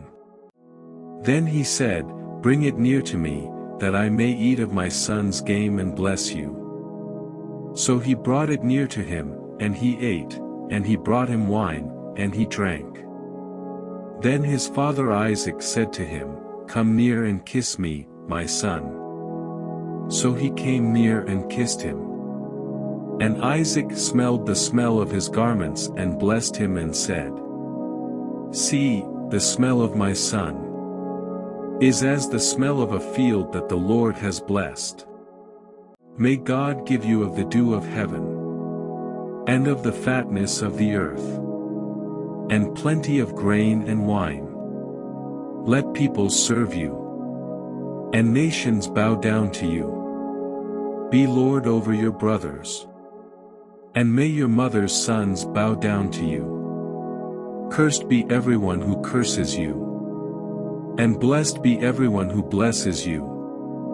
As soon as Isaac had finished blessing Jacob, when Jacob had scarcely gone out from the presence of Isaac his father, Esau his brother came in from his hunting. He also prepared delicious food and brought it to his father. And he said to his father, "Let my father arise and eat of his son's game, that you may bless me." His father Isaac said to him, "Who are you?" He answered, "I am your son, your firstborn, Esau." Then Isaac trembled very violently and said, "Who was it then that hunted game and brought it to me, and I ate it all before you came, and I have blessed him? Yes, and he shall be blessed." As soon as Esau heard the words of his father, he cried out with an exceedingly great and bitter cry and said to his father, "Bless me, even me also, O my father." But he said, "Your brother came deceitfully, and he has taken away your blessing." Esau said, "Is he not rightly named Jacob? For he has cheated me these 2 times.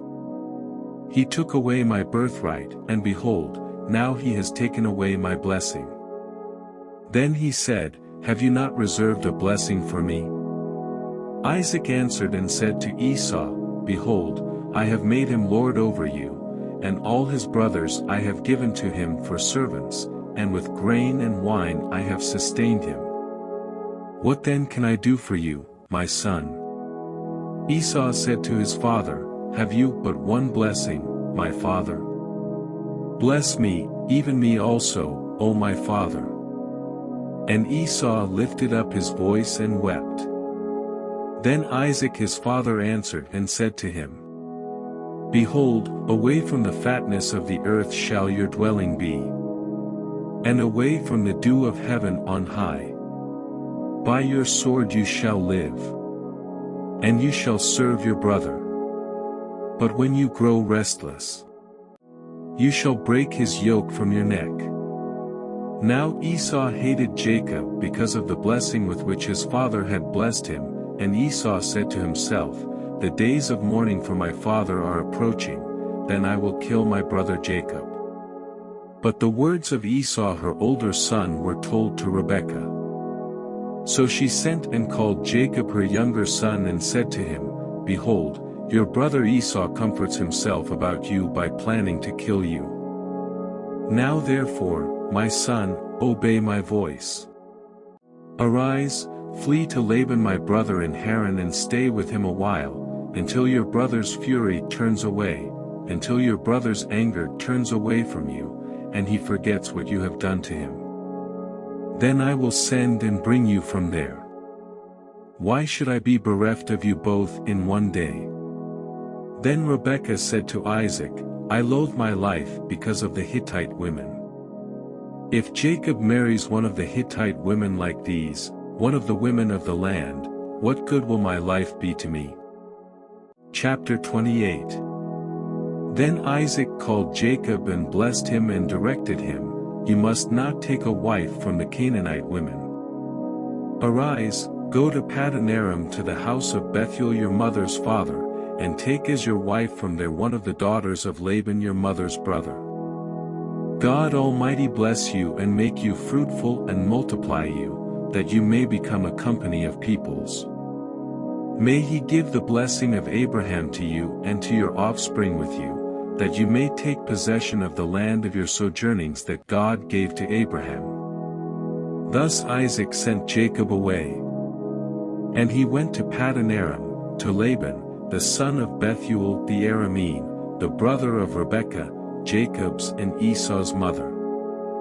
Now Esau saw that Isaac had blessed Jacob and sent him away to Paddan Aram to take a wife from there, and that as he blessed him he directed him, "You must not take a wife from the Canaanite women," and that Jacob had obeyed his father and his mother and gone to Paddan Aram. So when Esau saw that the Canaanite women did not please Isaac his father, Esau went to Ishmael and took as his wife, besides the wives he had, Mahalath the daughter of Ishmael, Abraham's son, the sister of Nebaioth. Jacob left Beersheba and went toward Haran. And he came to a certain place and stayed there that night, because the sun had set. Taking one of the stones of the place, he put it under his head and lay down in that place to sleep. And he dreamed, and behold, there was a ladder set up on the earth, and the top of it reached to heaven. And behold, the angels of God were ascending and descending on it. And behold, the Lord stood above it and said, "I am the Lord, the God of Abraham your father and the God of Isaac. The land on which you lie I will give to you and to your offspring. Your offspring shall be like the dust of the earth, and you shall spread abroad to the west and to the east and to the north and to the south, and in you and your offspring shall all the families of the earth be blessed. Behold, I am with you and will keep you wherever you go, and will bring you back to this land. For I will not leave you until I have done what I have promised you." Then Jacob awoke from his sleep and said, "Surely the Lord is in this place, and I did not know it." And he was afraid and said, "How awesome is this place! This is none other than the house of God, and this is the gate of heaven." So early in the morning Jacob took the stone that he had put under his head and set it up for a pillar and poured oil on the top of it. He called the name of that place Bethel, but the name of the city was Luz at the first.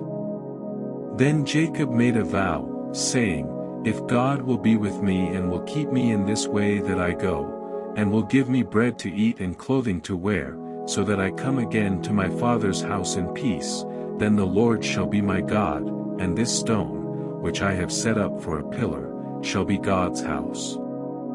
And of all that you give me I will give a full tenth to you." Chapter 29. Then Jacob went on his journey and came to the land of the people of the east. As he looked, he saw a well in the field, and behold, 3 flocks of sheep lying beside it, for out of that well the flocks were watered. The stone on the well's mouth was large, and when all the flocks were gathered there, the shepherds would roll the stone from the mouth of the well and water the sheep, and put the stone back in its place over the mouth of the well. Jacob said to them, "My brothers, where do you come from?" They said, "We are from Haran." He said to them, "Do you know Laban the son of Nahor?" They said, "We know him." He said to them, "Is it well with him?" They said, "It is well, and see, Rachel his daughter is coming with the sheep." He said, "Behold, it is still high day, it is not time for the livestock to be gathered together. Water the sheep and go, pasture them." But they said, "We cannot until all the flocks are gathered together and the stone is rolled from the mouth of the well, then we water the sheep." While he was still speaking with them, Rachel came with her father's sheep, for she was a shepherdess. Now as soon as Jacob saw Rachel the daughter of Laban his mother's brother, and the sheep of Laban his mother's brother, Jacob came near and rolled the stone from the well's mouth and watered the flock of Laban his mother's brother. Then Jacob kissed Rachel and wept aloud. And Jacob told Rachel that he was her father's kinsman, and that he was Rebekah's son, and she ran and told her father. As soon as Laban heard the news about Jacob, his sister's son, he ran to meet him and embraced him and kissed him and brought him to his house. Jacob told Laban all these things, and Laban said to him, "Surely you are my bone and my flesh." And he stayed with him a month. Then Laban said to Jacob, "Because you are my kinsman, should you therefore serve me for nothing? Tell me, what shall your wages be?" Now Laban had 2 daughters. The name of the older was Leah, and the name of the younger was Rachel. Leah's eyes were weak, but Rachel was beautiful in form and appearance. Jacob loved Rachel. And he said, "I will serve you 7 years for your younger daughter Rachel." Laban said, "It is better that I give her to you than that I should give her to any other man. Stay with me." So Jacob served 7 years for Rachel, and they seemed to him but a few days because of the love he had for her. Then Jacob said to Laban, "Give me my wife that I may go into her, for my time is completed." So Laban gathered together all the people of the place and made a feast. But in the evening he took his daughter Leah and brought her to Jacob, and he went into her. Laban gave his female servant Zilpah to his daughter Leah to be her servant. And in the morning, behold, it was Leah. And Jacob said to Laban, "What is this you have done to me? Did I not serve with you for Rachel? Why then have you deceived me?" Laban said, "It is not so done in our country, to give the younger before the firstborn. Complete the week of this one, and we will give you the other also in return for serving me another 7 years." Jacob did so, and completed her week. Then Laban gave him his daughter Rachel to be his wife. Laban gave his female servant Bilhah to his daughter Rachel to be her servant. So Jacob went in to Rachel also, and he loved Rachel more than Leah, and served Laban for another 7 years. When the Lord saw that Leah was hated, he opened her womb, but Rachel was barren. And Leah conceived and bore a son, and she called his name Reuben, for she said, "Because the Lord has looked upon my affliction, for now my husband will love me." She conceived again and bore a son, and said, "Because the Lord has heard that I am hated, he has given me this son also." And she called his name Simeon. Again she conceived and bore a son, and said, "Now this time my husband will be attached to me, because I have borne him 3 sons." Therefore his name was called Levi. And she conceived again and bore a son, and said, "This time I will praise the Lord." Therefore she called his name Judah. Then she ceased bearing. Chapter 30. When Rachel saw that she bore Jacob no children, she envied her sister. She said to Jacob, "Give me children, or I shall die." Jacob's anger was kindled against Rachel, and he said, "Am I in the place of God, who has withheld from you the fruit of the womb?" Then she said, "Here is my servant Bilhah, go into her, so that she may give birth on my behalf, that even I may have children through her." So she gave him her servant Bilhah as a wife, and Jacob went into her. And Bilhah conceived and bore Jacob a son. Then Rachel said, "God has judged me, and has also heard my voice and given me a son." Therefore she called his name Dan. Rachel's servant Bilhah conceived again and bore Jacob a second son. Then Rachel said, "With mighty wrestlings I have wrestled with my sister and have prevailed." So she called his name Naphtali. When Leah saw that she had ceased bearing children, she took her servant Zilpah and gave her to Jacob as a wife. Then Leah's servant Zilpah bore Jacob a son. And Leah said, "Good fortune has come," so she called his name Gad. Leah's servant Zilpah bore Jacob a second son. And Leah said, "Happy am I. For women have called me happy." So she called his name Asher. In the days of wheat harvest Reuben went and found mandrakes in the field and brought them to his mother Leah. Then Rachel said to Leah, "Please give me some of your son's mandrakes." But she said to her, "Is it a small matter that you have taken away my husband? Would you take away my son's mandrakes also?" Rachel said, "Then he may lie with you tonight in exchange for your son's mandrakes." When Jacob came from the field in the evening, Leah went out to meet him and said, "You must come in to me, for I have hired you with my son's mandrakes." So he lay with her that night. And God listened to Leah, and she conceived and bore Jacob a fifth son. Leah said, "God has given me my wages because I gave my servant to my husband." So she called his name Issachar. And Leah conceived again, and she bore Jacob a sixth son. Then Leah said, "God has endowed me with a good endowment, now my husband will honor me, because I have borne him 6 sons." So she called his name Zebulun. Afterward she bore a daughter and called her name Dinah. Then God remembered Rachel, and God listened to her and opened her womb. She conceived and bore a son and said, "God has taken away my reproach."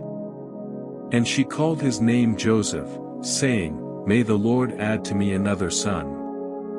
As soon as Rachel had borne Joseph, Jacob said to Laban, "Send me away, that I may go to my own home and country. Give me my wives and my children for whom I have served you, that I may go, for you know the service that I have given you." But Laban said to him, "If I have found favor in your sight, I have learned by divination that the Lord has blessed me because of you. Name your wages, and I will give it." Jacob said to him, "You yourself know how I have served you, and how your livestock has fared with me. For you had little before I came, and it has increased abundantly, and the Lord has blessed you wherever I turned. But now when shall I provide for my own household also?" He said, "What shall I give you?" Jacob said, "You shall not give me anything. If you will do this for me, I will again pasture your flock and keep it. Let me pass through all your flock today, removing from it every speckled and spotted sheep and every black lamb, and the spotted and speckled among the goats, and they shall be my wages. So my honesty will answer for me later, when you come to look into my wages with you. Every one that is not speckled and spotted among the goats and black among the lambs, if found with me, shall be counted stolen." Laban said, "Good. Let it be as you have said." But that day Laban removed the male goats that were striped and spotted, and all the female goats that were speckled and spotted, every one that had white on it, and every lamb that was black, and put them in the charge of his sons. And he set a distance of 3 days' journey between himself and Jacob pastured the rest of Laban's flock. Then Jacob took fresh sticks of poplar and almond and plane trees, and peeled white streaks in them, exposing the white of the sticks. He set the sticks that he had peeled in front of the flocks in the troughs, that is, the watering places, where the flocks came to drink. And since they bred when they came to drink, the flocks bred in front of the sticks, and so the flocks brought forth striped, speckled, and spotted. And Jacob separated the lambs and set the faces of the flocks toward the striped and all the black in the flock of Laban. He put his own droves apart and did not put them with Laban's flock. Whenever the stronger of the flock were breeding, Jacob would lay the sticks in the troughs before the eyes of the flock, that they might breed among the sticks, but for the feebler of the flock he would not lay them there. So the feebler would be Laban's, and the stronger Jacob's. Thus the man increased greatly and had large flocks, female servants and male servants, and camels and donkeys. Chapter 31. Now Jacob heard that the sons of Laban were saying, Jacob has taken all that was our father's, and from what was our father's he has gained all this wealth. And Jacob saw that Laban did not regard him with favor as before. Then the Lord said to Jacob, Return to the land of your fathers and to your kindred, and I will be with you. So Jacob sent and called Rachel and Leah into the field where his flock was and said to them, I see that your father does not regard me with favor as he did before. But the God of my father has been with me. You know that I have served your father with all my strength, yet your father has cheated me and changed my wages 10 times. But God did not permit him to harm me. If he said, The spotted shall be your wages, then all the flock bore spotted, and if he said, The striped shall be your wages, then all the flock bore striped. Thus God has taken away the livestock of your father and given them to me. In the breeding season of the flock I lifted up my eyes and saw in a dream that the goats that mated with the flock were striped, spotted, and mottled. Then the angel of God said to me in the dream, Jacob, and I said, Here I am. And he said, Lift up your eyes and see, all the goats that mate with the flock are striped, spotted, and mottled, for I have seen all that Laban is doing to you. I am the God of Bethel, where you anointed a pillar and made a vow to me. Now arise, go out from this land and return to the land of your kindred. Then Rachel and Leah answered and said to him, Is there any portion or inheritance left to us in our father's house? Are we not regarded by him as foreigners? For he has sold us, and he has indeed devoured our money. All the wealth that God has taken away from our father belongs to us and to our children. Now then, whatever God has said to you, do. So Jacob arose and set his sons and his wives on camels. He drove away all his livestock, all his property that he had gained, the livestock in his possession that he had acquired in Paddan Aram, to go to the land of Canaan to his father Isaac.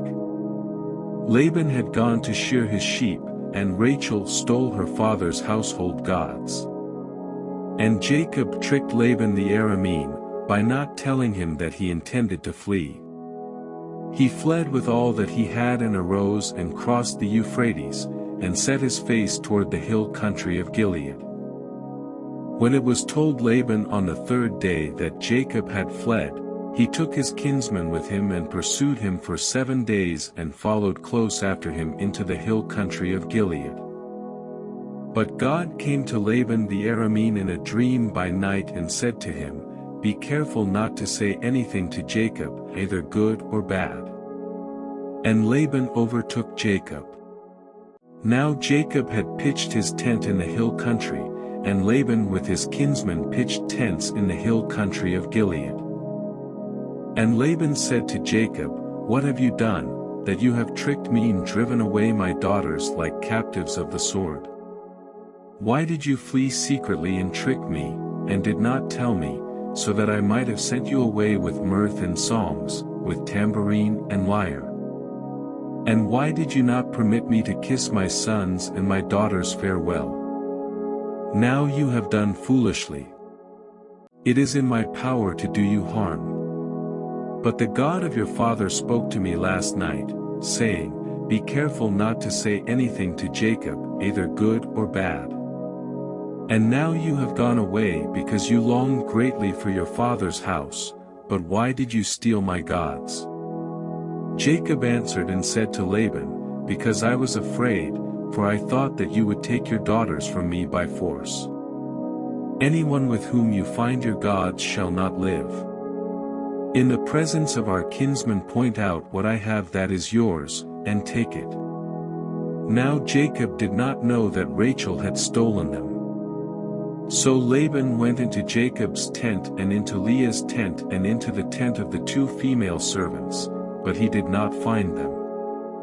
And he went out of Leah's tent and entered Rachel's. Now Rachel had taken the household gods and put them in the camel's saddle and sat on them. Laban felt all about the tent, but did not find them. And she said to her father, "Let not my lord be angry that I cannot rise before you, for the way of women is upon me." So he searched but did not find the household gods. Then Jacob became angry and berated Laban. Jacob said to Laban, "What is my offense? What is my sin, that you have hotly pursued me? For you have felt through all my goods, what have you found of all your household goods?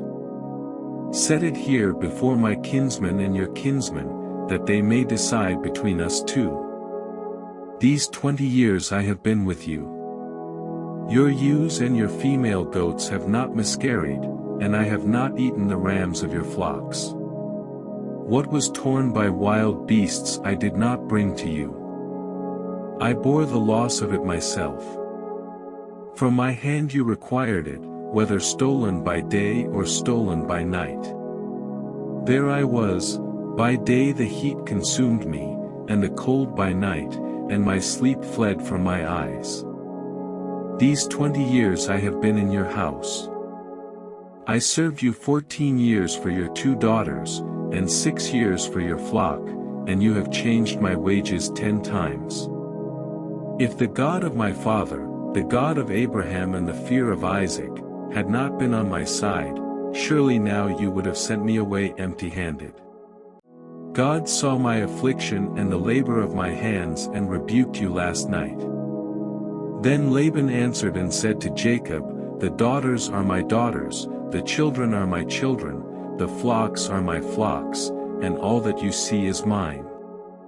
But what can I do this day for these my daughters or for their children whom they have borne? Come now, let us make a covenant, you and I. And let it be a witness between you and me." So Jacob took a stone and set it up as a pillar. And Jacob said to his kinsmen, "Gather stones." And they took stones and made a heap, and they ate there by the heap. Laban called it Jegar-sahadutha, but Jacob called it Galeed. Laban said, "This heap is a witness between you and me today." Therefore he named it Galeed, and Mizpah, for he said, "The Lord watch between you and me, when we are out of one another's sight. If you oppress my daughters, or if you take wives besides my daughters, although no one is with us, see, God is witness between you and me." Then Laban said to Jacob, "See this heap and the pillar, which I have set between you and me.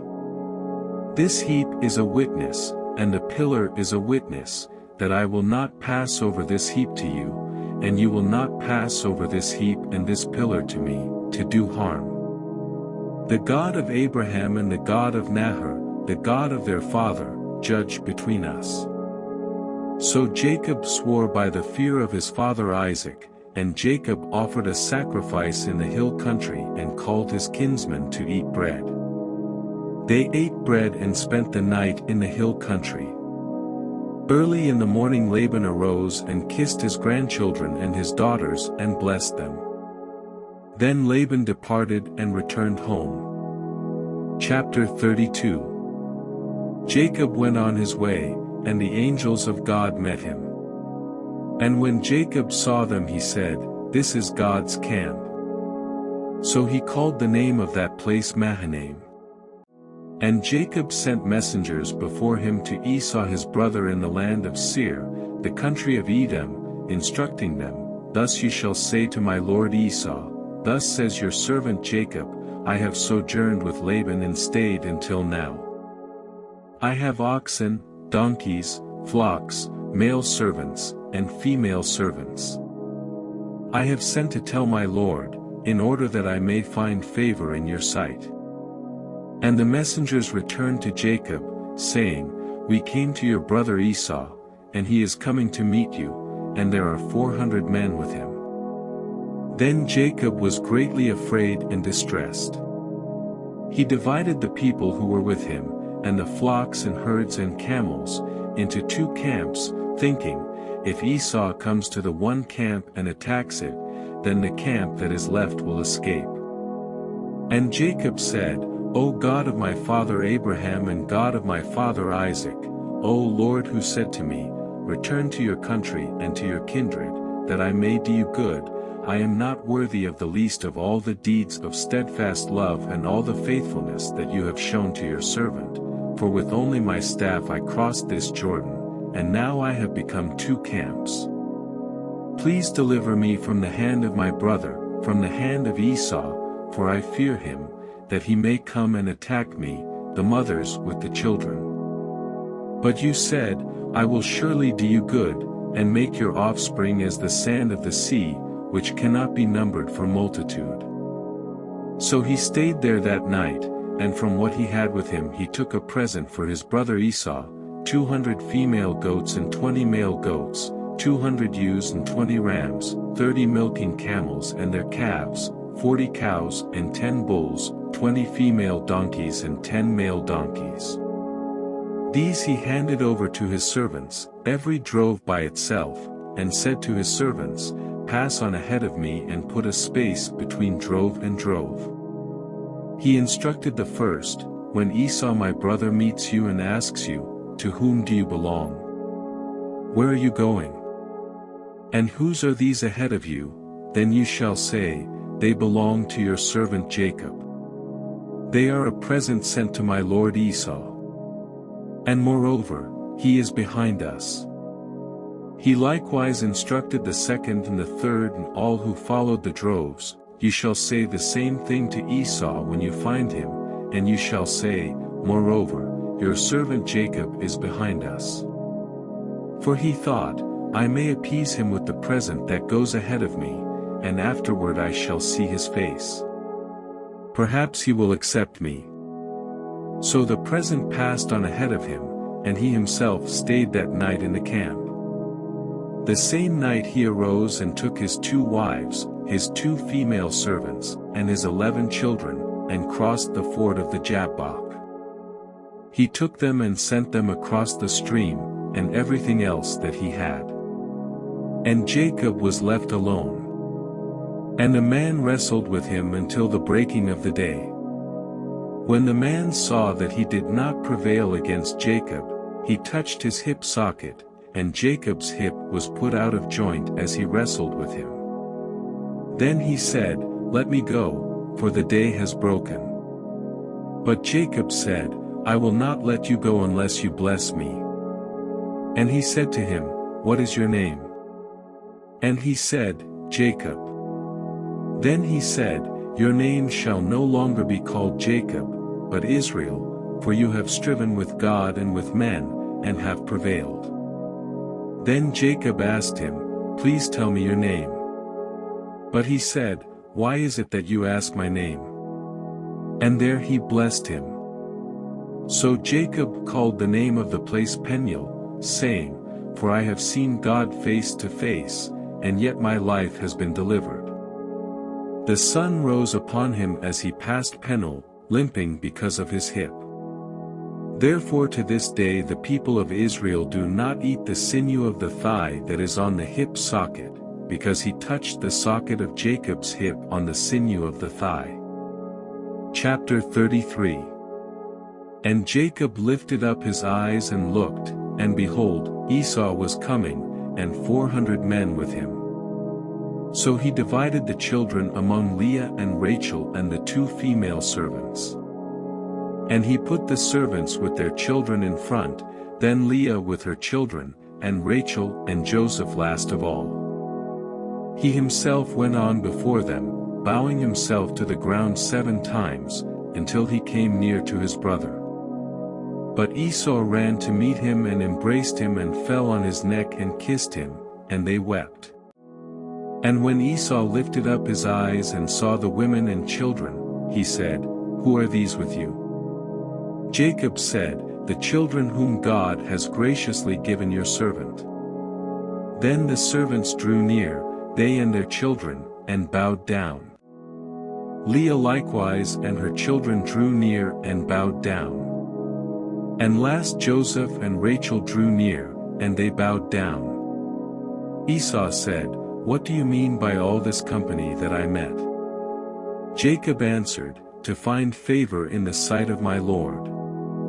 But Esau said, "I have enough, my brother, keep what you have for yourself." Jacob said, "No, please, if I have found favor in your sight, then accept my present from my hand. For I have seen your face, which is like seeing the face of God, and you have accepted me. Please accept my blessing that is brought to you, because God has dealt graciously with me, and because I have enough." Thus he urged him, and he took it. Then Esau said, "Let us journey on our way, and I will go ahead of you." But Jacob said to him, "My Lord knows that the children are frail, and that the nursing flocks and herds are a care to me. If they are driven hard for one day, all the flocks will die. Let my Lord pass on ahead of his servant, and I will lead on slowly, at the pace of the livestock that are ahead of me and at the pace of the children, until I come to my Lord in Seir." So Esau said, "Let me leave with you some of the people who are with me." But he said, "What need is there? Let me find favor in the sight of my Lord." So Esau returned that day on his way to Seir. But Jacob journeyed to Succoth, and built himself a house and made booths for his livestock. Therefore the name of the place is called Succoth. And Jacob came safely to the city of Shechem, which is in the land of Canaan, on his way from Paddan Aram, and he camped before the city. And from the sons of Hamor, Shechem's father, he bought for 100 pieces of money the piece of land on which he had pitched his tent. There he erected an altar and called it Elilohizrael. Chapter 34. Now Dinah the daughter of Leah, whom she had borne to Jacob, went out to see the women of the land. And when Shechem the son of Hamor the Hivite, the prince of the land, saw her, he seized her and lay with her and humiliated her. And his soul was drawn to Dinah the daughter of Jacob. He loved the young woman and spoke tenderly to her. So Shechem spoke to his father Hamor, saying, "Get me this girl for my wife." Now Jacob heard that he had defiled his daughter Dinah. But his sons were with his livestock in the field, so Jacob held his peace until they came. And Hamor the father of Shechem went out to Jacob to speak with him. The sons of Jacob had come in from the field as soon as they heard of it, and the men were indignant and very angry, because he had done an outrageous thing in Israel by lying with Jacob's daughter, for such a thing must not be done. But Hamor spoke with them, saying, "The soul of my son Shechem longs for your daughter. Please give her to him to be his wife. Make marriages with us. Give your daughters to us, and take our daughters for yourselves. You shall dwell with us, and the land shall be open to you.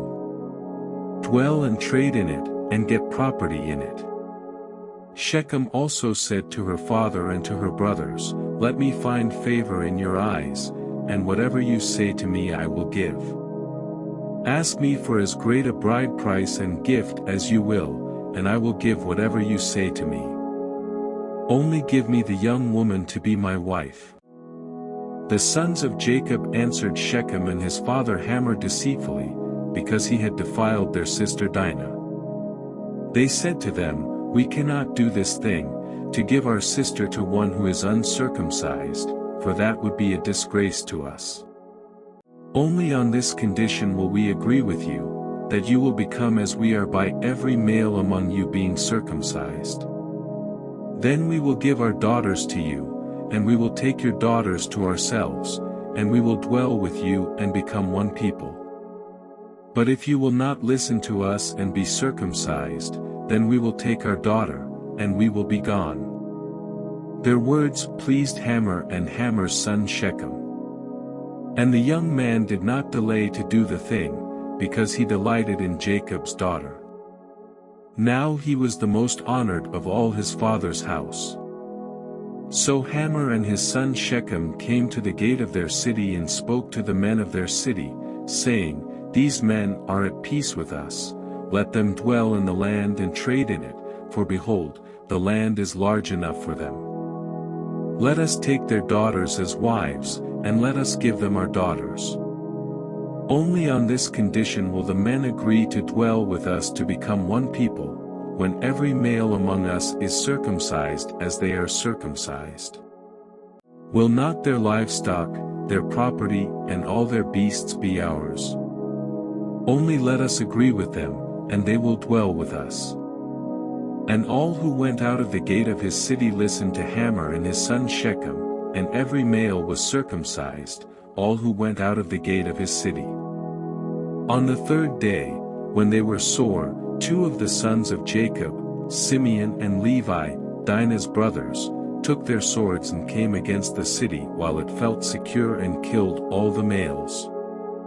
They killed Hamor and his son Shechem with the sword and took Dinah out of Shechem's house and went away. The sons of Jacob came upon the slain and plundered the city, because they had defiled their sister. They took their flocks and their herds, their donkeys, and whatever was in the city and in the field. All their wealth, all their little ones and their wives, all that was in the houses, they captured and plundered. Then Jacob said to Simeon and Levi, "You have brought trouble on me by making me stink to the inhabitants of the land, the Canaanites and the Perizzites. My numbers are few, and if they gather themselves against me and attack me, I shall be destroyed, both I and my household." But they said, "Should he treat our sister like a prostitute?" Chapter 35. God said to Jacob, "Arise, go up to Bethel and dwell there. Make an altar there to the God who appeared to you when you fled from your brother Esau." So Jacob said to his household and to all who were with him, "Put away the foreign gods that are among you and purify yourselves and change your garments. Then let us arise and go up to Bethel, so that I may make there an altar to the God who answers me in the day of my distress and has been with me wherever I have gone." So they gave to Jacob all the foreign gods that they had, and the rings that were in their ears. Jacob hid them under the terebinth tree that was near Shechem. And as they journeyed, a terror from God fell upon the cities that were around them, so that they did not pursue the sons of Jacob.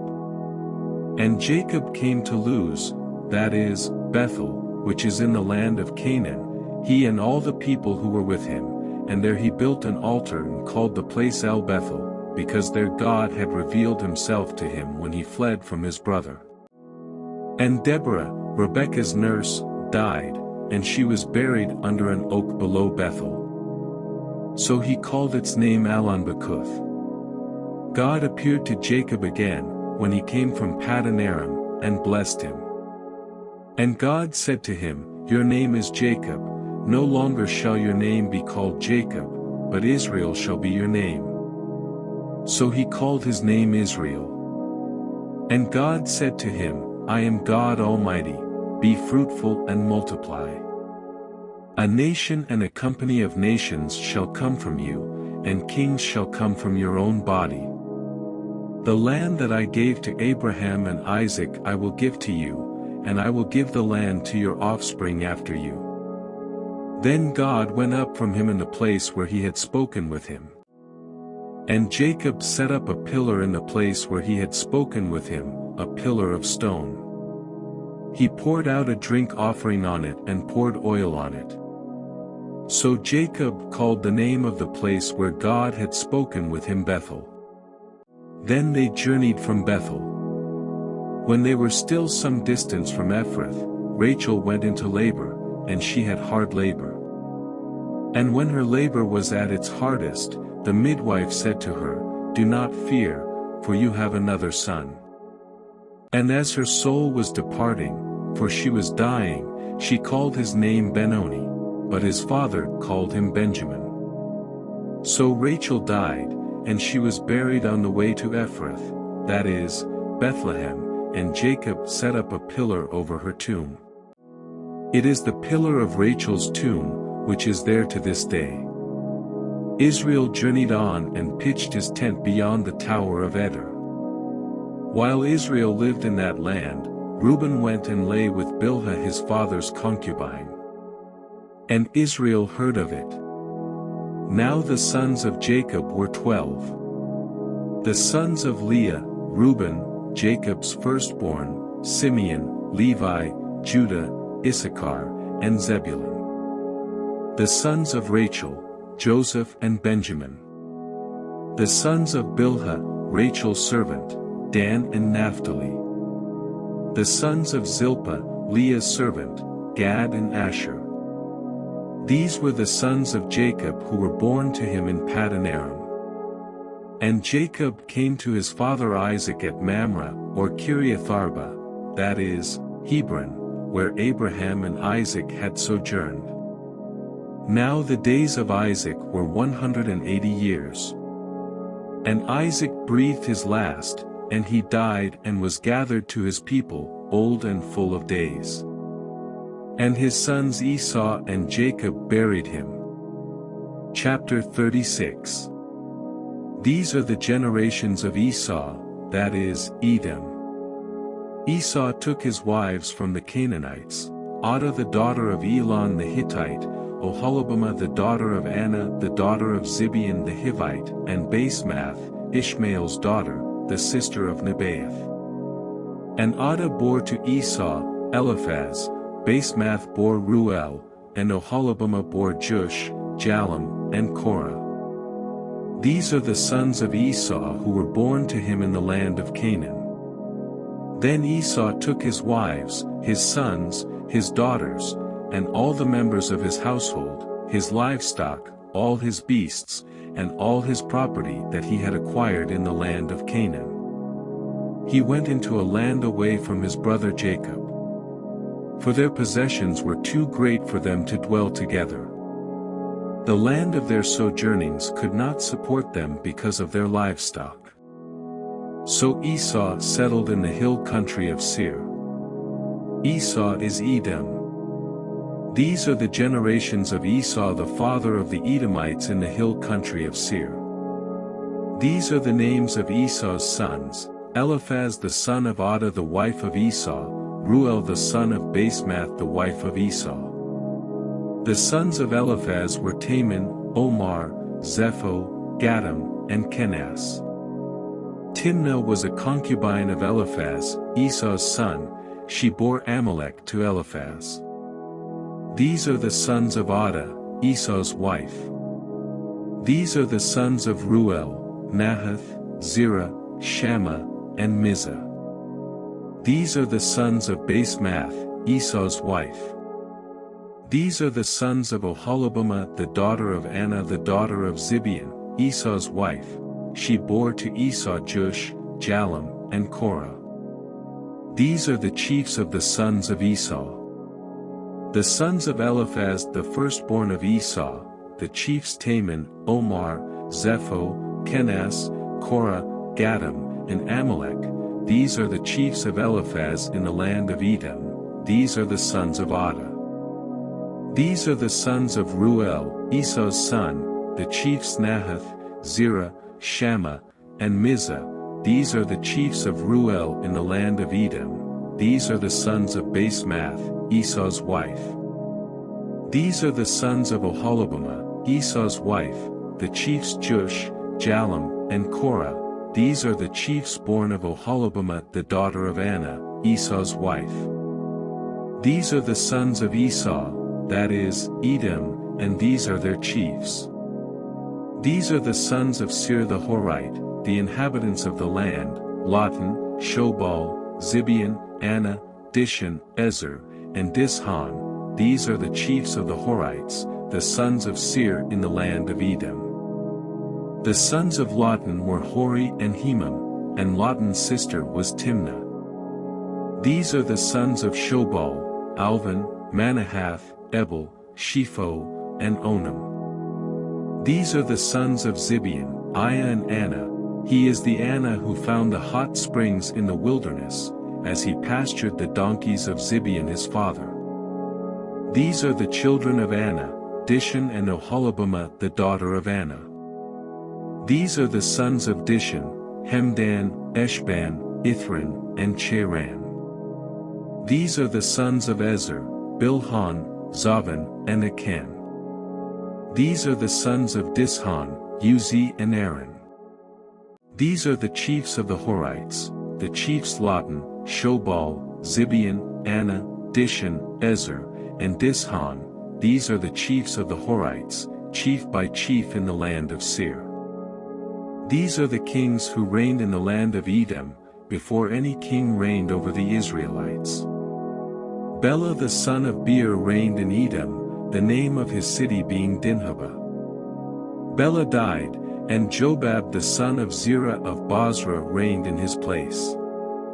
Jobab died, and Husham of the land of the Temanites reigned in his place.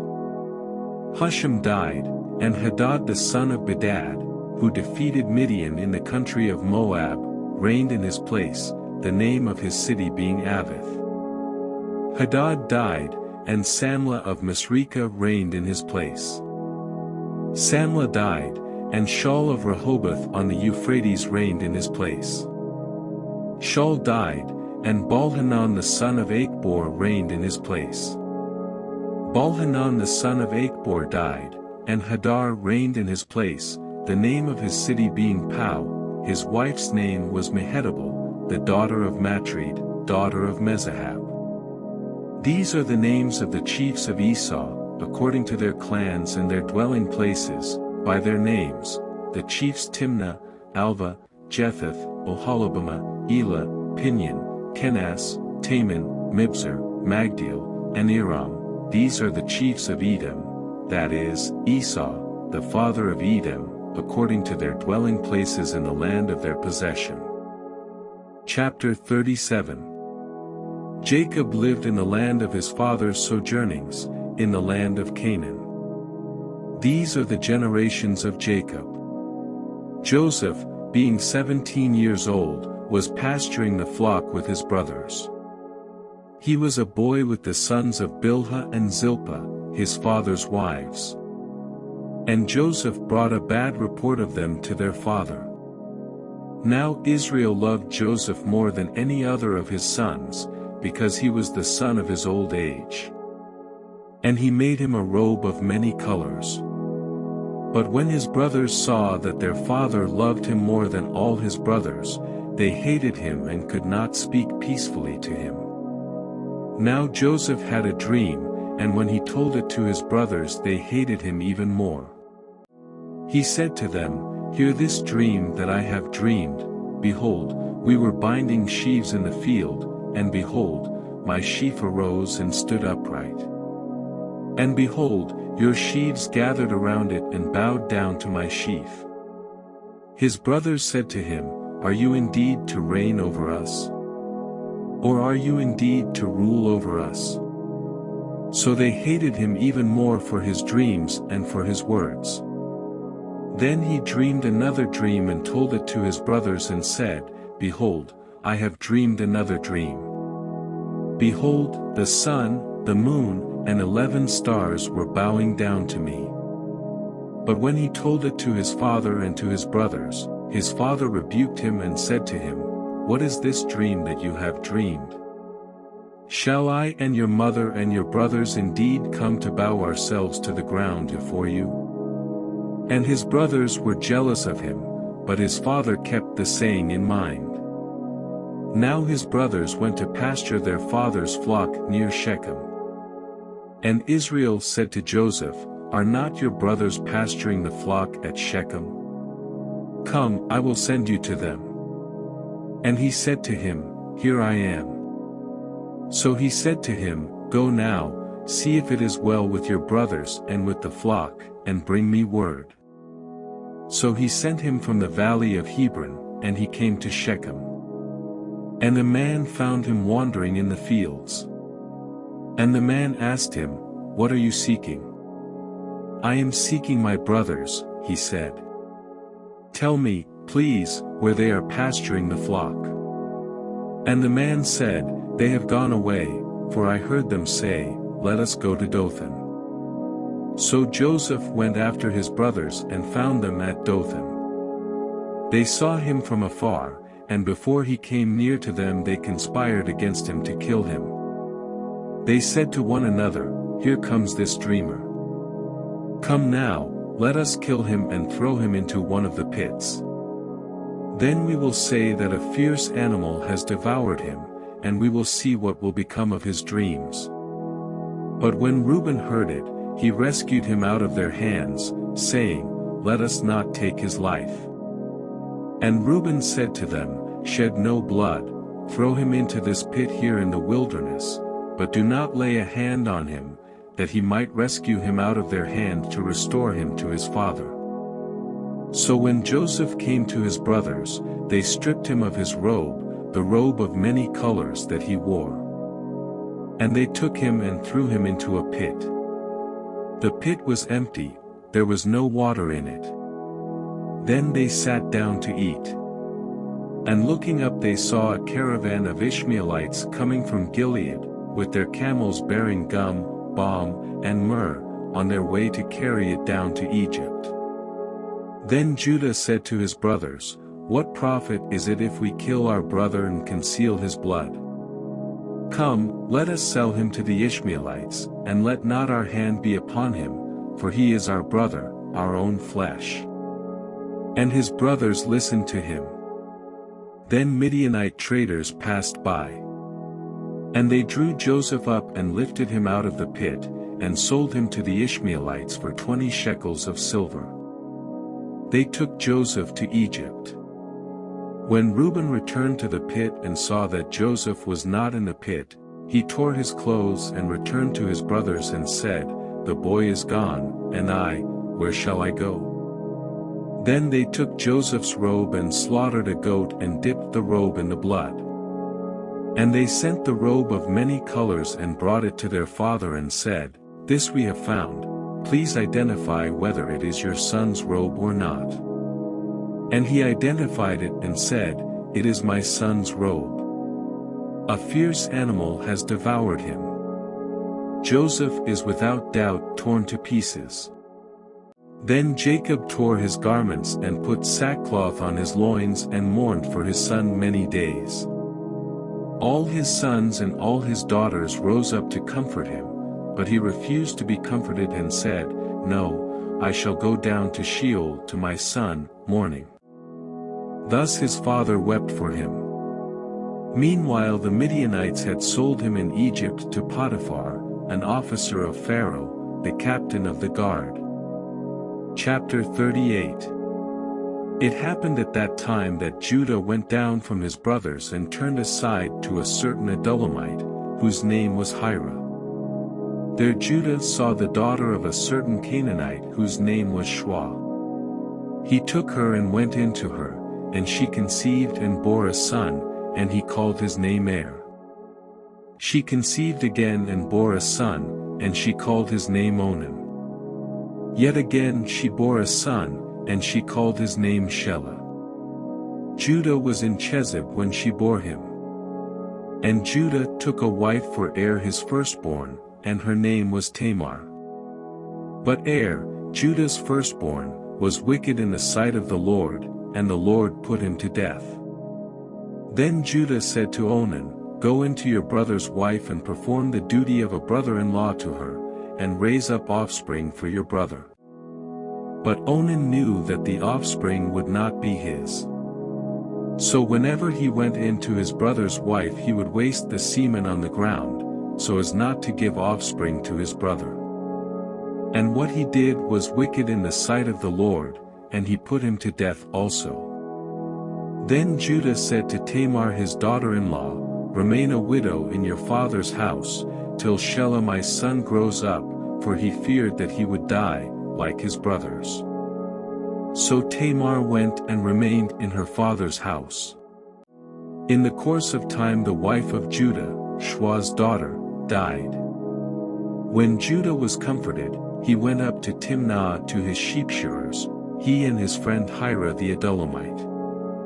And when Tamar was told, "Your father-in-law is going up to Timnah to shear his sheep," she took off her widow's garments and covered herself with a veil, wrapping herself up, and sat at the entrance to Enaim, which is on the road to Timnah.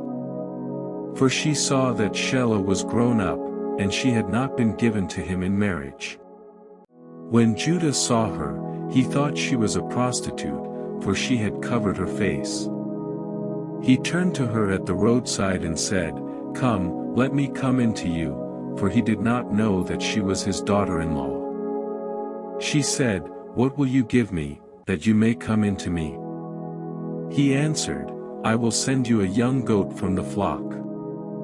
And she said, "If you give me a pledge, until you send it," he said, "What pledge shall I give you?" She replied, "Your signet and your cord and your staff that is in your hand." So he gave them to her and went in to her, and she conceived by him. Then she arose and went away, and taking off her veil she put on the garments of her widowhood. When Judah sent the young goat by his friend the Adullamite to take back the pledge from the woman's hand, he did not find her.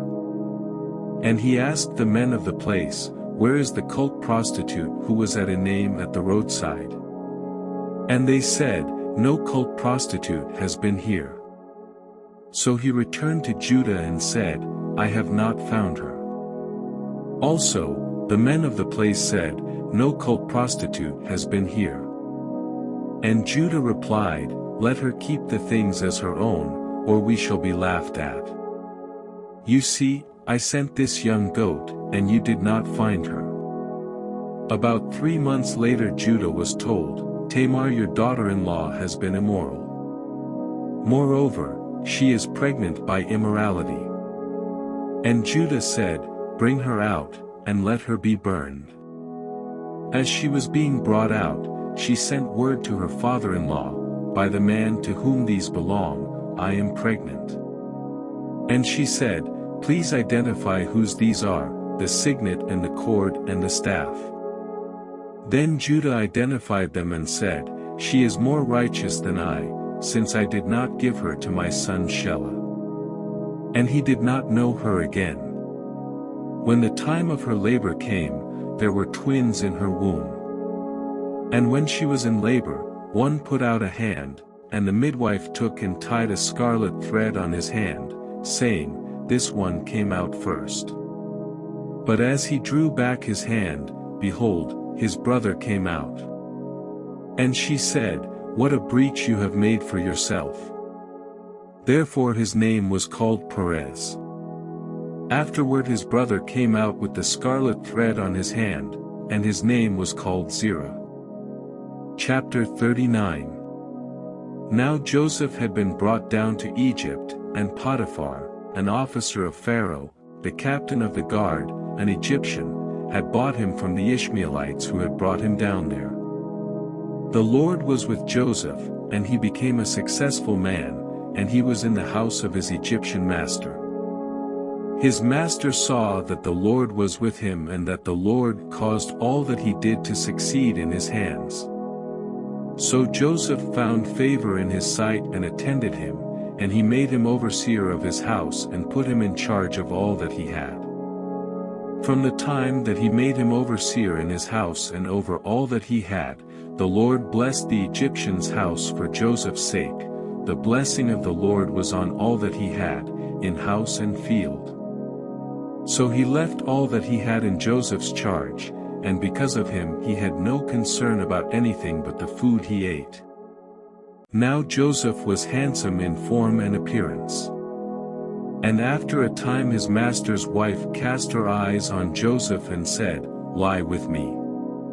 But he refused and said to his master's wife, "Behold, because of me my master has no concern about anything in the house, and he has put everything that he has in my charge. He is not greater in this house than I am, nor has he kept back anything from me except you, because you are his wife.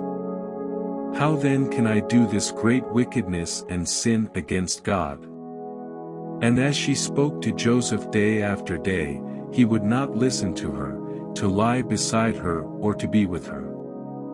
But one day, when he went into the house to do his work and none of the men of the house was there in the house, she caught him by his garment, saying, "Lie with me." But he left his garment in her hand and fled and got out of the house. And as soon as she saw that he had left his garment in her hand and had fled out of the house, she called to the men of her household and said to them, "See, he has brought among us a Hebrew to laugh at us. He came in to me to lie with me, and I cried out with a loud voice. And as soon as he heard that I lifted up my voice and cried out, he left his garment beside me and fled and got out of the house." Then she laid up his garment by her until his master came home, and she told him the same story, saying, "The Hebrew servant, whom you have brought among us, came in to me to laugh at me. But as soon as I lifted up my voice and cried, he left his garment beside me and fled out of the house."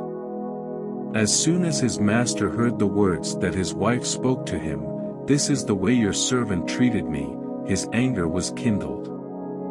And Joseph's master took him and put him into the prison, the place where the king's prisoners were confined, and he was there in prison.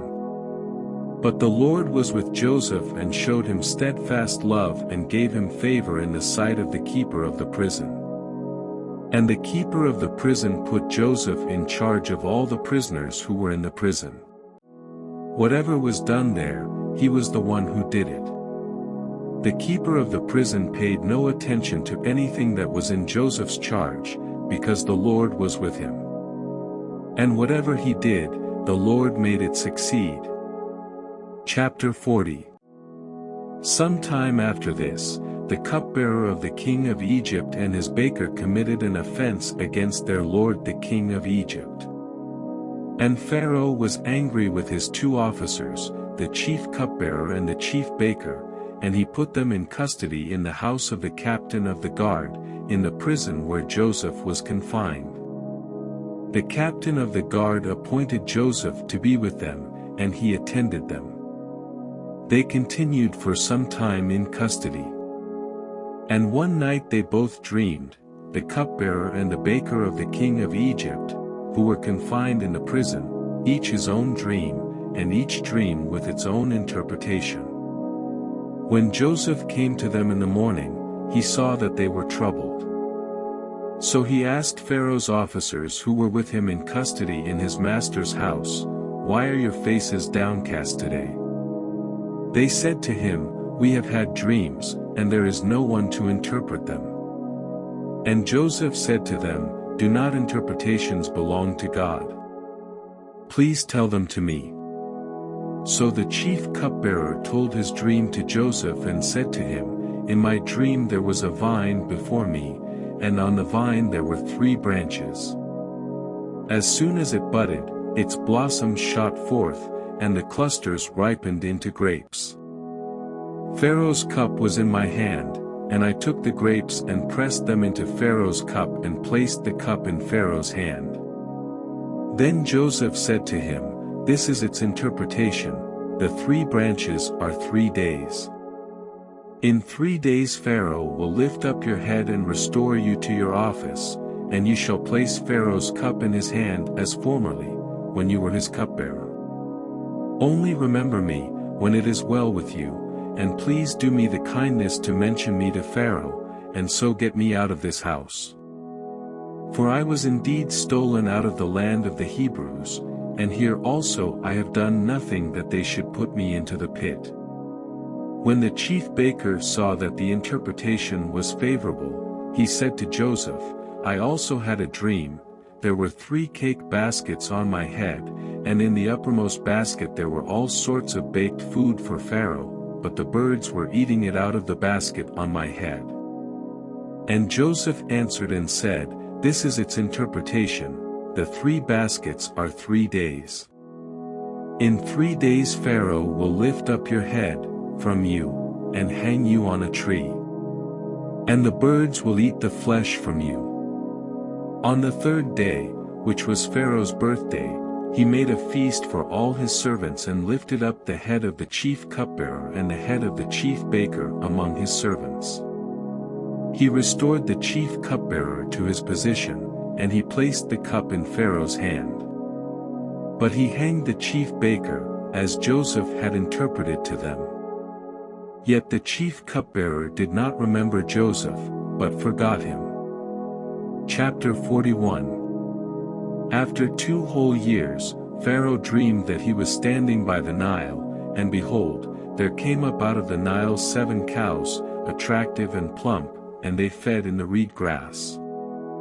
And behold, 7 other cows, ugly and thin, came up out of the Nile after them, and stood by the other cows on the bank of the Nile. And the ugly, thin cows ate up the 7 attractive, plump cows. And Pharaoh awoke. And he fell asleep and dreamed a second time. And behold, 7 ears of grain, plump and good, were growing on one stalk. And behold, after them sprouted 7 ears, thin and blighted by the east wind. And the thin ears swallowed up the 7 plump, full ears. And Pharaoh awoke, and behold, it was a dream.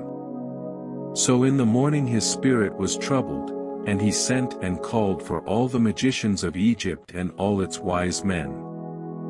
Pharaoh told them his dreams, but there was none who could interpret them to Pharaoh. Then the chief cupbearer said to Pharaoh, I remember my offenses today. When Pharaoh was angry with his servants and put me and the chief baker in custody in the house of the captain of the guard, we dreamed on the same night, he and I, each having a dream with its own interpretation. A young Hebrew was there with us, a servant of the captain of the guard. When we told him, he interpreted our dreams to us, giving an interpretation to each man according to his dream. And as he interpreted to us, so it came about. I was restored to my office, and the baker was hanged. Then Pharaoh sent and called Joseph, and they quickly brought him out of the pit. And when he had shaved himself and changed his clothes, he came in before Pharaoh. And Pharaoh said to Joseph, I have had a dream, and there is no one who can interpret it. I have heard it said of you that when you hear a dream you can interpret it. Joseph answered Pharaoh, It is not in me, God will give Pharaoh a favorable answer. Then Pharaoh said to Joseph, Behold, in my dream I was standing on the banks of the Nile. 7 cows, plump and attractive, came up out of the Nile and fed in the reed grass. 7 other cows came up after them, poor and very ugly and thin, such as I had never seen in all the land of Egypt. And the thin, ugly cows ate up the first 7 plump cows, but when they had eaten them no one would have known that they had eaten them, for they were still as ugly as at the beginning. Then I awoke. I also saw in my dream 7 ears growing on one stalk, full and good. 7 ears, withered, thin, and blighted by the east wind, sprouted after them, and the thin ears swallowed up the 7 good ears. And I told it to the magicians, but there was no one who could explain it to me. Then Joseph said to Pharaoh, The dreams of Pharaoh are one, God has revealed to Pharaoh what he is about to do. The 7 good cows are 7 years, and the 7 good ears are 7 years, the dreams are one. The 7 lean and ugly cows that came up after them are 7 years, and the 7 empty ears blighted by the east wind are also 7 years of famine. It is as I told Pharaoh, God has shown to Pharaoh what he is about to do.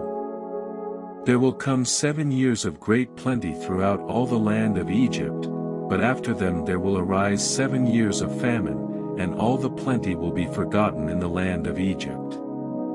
The famine will consume the land, and the plenty will be unknown in the land by reason of the famine that will follow, for it will be very severe. And the doubling of Pharaoh's dream means that the thing is fixed by God, and God will shortly bring it about. Now therefore let Pharaoh select a discerning and wise man, and set him over the land of Egypt. Let Pharaoh proceed to appoint overseers over the land and take 1/5 of the produce of the land of Egypt during the 7 plentiful years. And let them gather all the food of these good years that are coming and store up grain under the authority of Pharaoh for food in the cities, and let them keep it.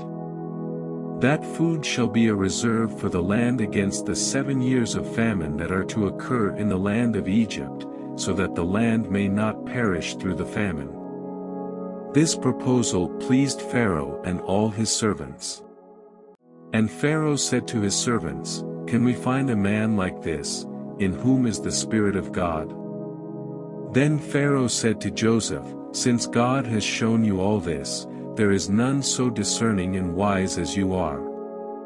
You shall be over my house, and all my people shall order themselves as you command. Only as regards the throne will I be greater than you."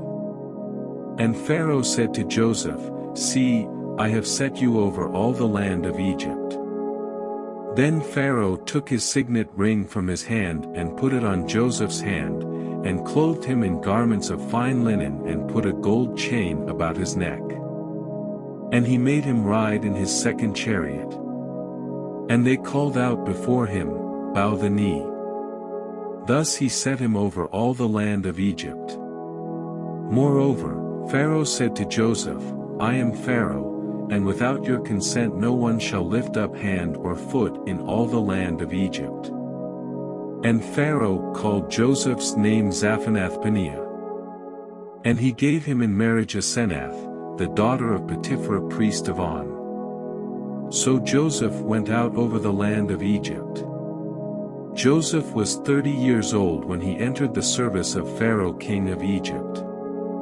And Joseph went out from the presence of Pharaoh and went through all the land of Egypt. During the 7 plentiful years the earth produced abundantly, and he gathered up all the food of these 7 years, which occurred in the land of Egypt, and put the food in the cities. He put in every city the food from the fields around it. And Joseph stored up grain in great abundance, like the sand of the sea, until he ceased to measure it, for it could not be measured. Before the year of famine came, 2 sons were born to Joseph.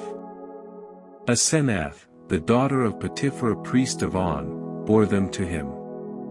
Joseph called the name of the firstborn Manasseh. For, he said, "God has made me forget all my hardship and all my father's house." The name of the second he called Ephraim, for God has made me fruitful in the land of my affliction. The 7 years of plenty that occurred in the land of Egypt came to an end, and the 7 years of famine began to come, as Joseph had said. There was famine in all lands, but in all the land of Egypt there was bread.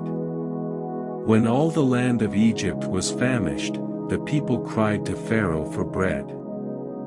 Pharaoh said to all the Egyptians, "Go to Joseph. What he says to you, do." So when the famine had spread over all the land, Joseph opened all the storehouses and sold to the Egyptians, for the famine was severe in the land of Egypt. Moreover, all the earth came to Egypt to Joseph to buy grain, because the famine was severe over all the earth. Chapter 42. When Jacob learned that there was grain for sale in Egypt, he said to his sons, "Why do you look at one another?" And he said, "Behold, I have heard that there is grain for sale in Egypt. Go down and buy grain for us there, that we may live and not die."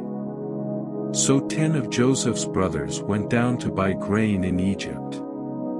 But Jacob did not send Benjamin, Joseph's brother, with his brothers, for he feared that harm might happen to him. Thus the sons of Israel came to buy among the others who came, for the famine was in the land of Canaan. Now Joseph was governor over the land. He was the one who sold to all the people of the land. And Joseph's brothers came and bowed themselves before him with their faces to the ground. Joseph saw his brothers and recognized them, but he treated them like strangers and spoke roughly to them. "Where do you come from?" he said. They said, "From the land of Canaan, to buy food."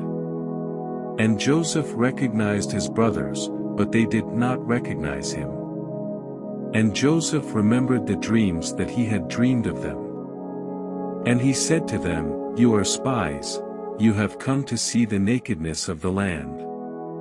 They said to him, "No, my lord, your servants have come to buy food. We are all sons of one man. We are honest men. Your servants have never been spies." He said to them, "No, it is the nakedness of the land that you have come to see." And they said, "We, your servants, are 12 brothers, the sons of one man in the land of Canaan, and behold, the youngest is this day with our father, and one is no more." But Joseph said to them, "It is as I said to you. You are spies. By this you shall be tested, by the life of Pharaoh, you shall not go from this place unless your youngest brother comes here. Send one of you, and let him bring your brother, while you remain confined, that your words may be tested, whether there is truth in you. Or else, by the life of Pharaoh, surely you are spies." And he put them all together in custody for 3 days. On the 3rd day Joseph said to them, "Do this and you will live, for I fear God. If you are honest men, let one of your brothers remain confined where you are in custody, and let the rest go and carry grain for the famine of your households, and bring your youngest brother to me. So your words will be verified, and you shall not die." And they did so. Then they said to one another, "In truth we are guilty concerning our brother, in that we saw the distress of his soul, when he begged us and we did not listen. That is why this distress has come upon us." And Reuben answered them, "Did I not tell you not to sin against the boy? But you did not listen. So now there comes a reckoning for his blood." They did not know that Joseph understood them, for there was an interpreter between them. Then he turned away from them and wept. And he returned to them and spoke to them. And he took Simeon from them and bound him before their eyes. And Joseph gave orders to fill their bags with grain, and to replace every man's money in his sack, and to give them provisions for the journey. This was done for them. Then they loaded their donkeys with their grain and departed. And as one of them opened his sack to give his donkey fodder at the lodging place, he saw his money in the mouth of his sack. He said to his brothers, "My money has been put back, here it is in the mouth of my sack." At this their hearts failed them, and they turned trembling to one another, saying, "What is this that God has done to us?" When they came to Jacob their father in the land of Canaan, they told him all that had happened to them, saying, "The man, the lord of the land, spoke roughly to us and took us to be spies of the land. But we said to him, 'We are honest men, we have never been spies. We are 12 brothers, sons of our father. One is no more, and the youngest is this day with our father in the land of Canaan.' Then the man, the lord of the land, said to us, 'By this I shall know that you are honest men, leave one of your brothers with me, and take grain for the famine of your households, and go your way. Bring your youngest brother to me. Then I shall know that you are not spies but honest men, and I will deliver your brother to you, and you shall trade in the land.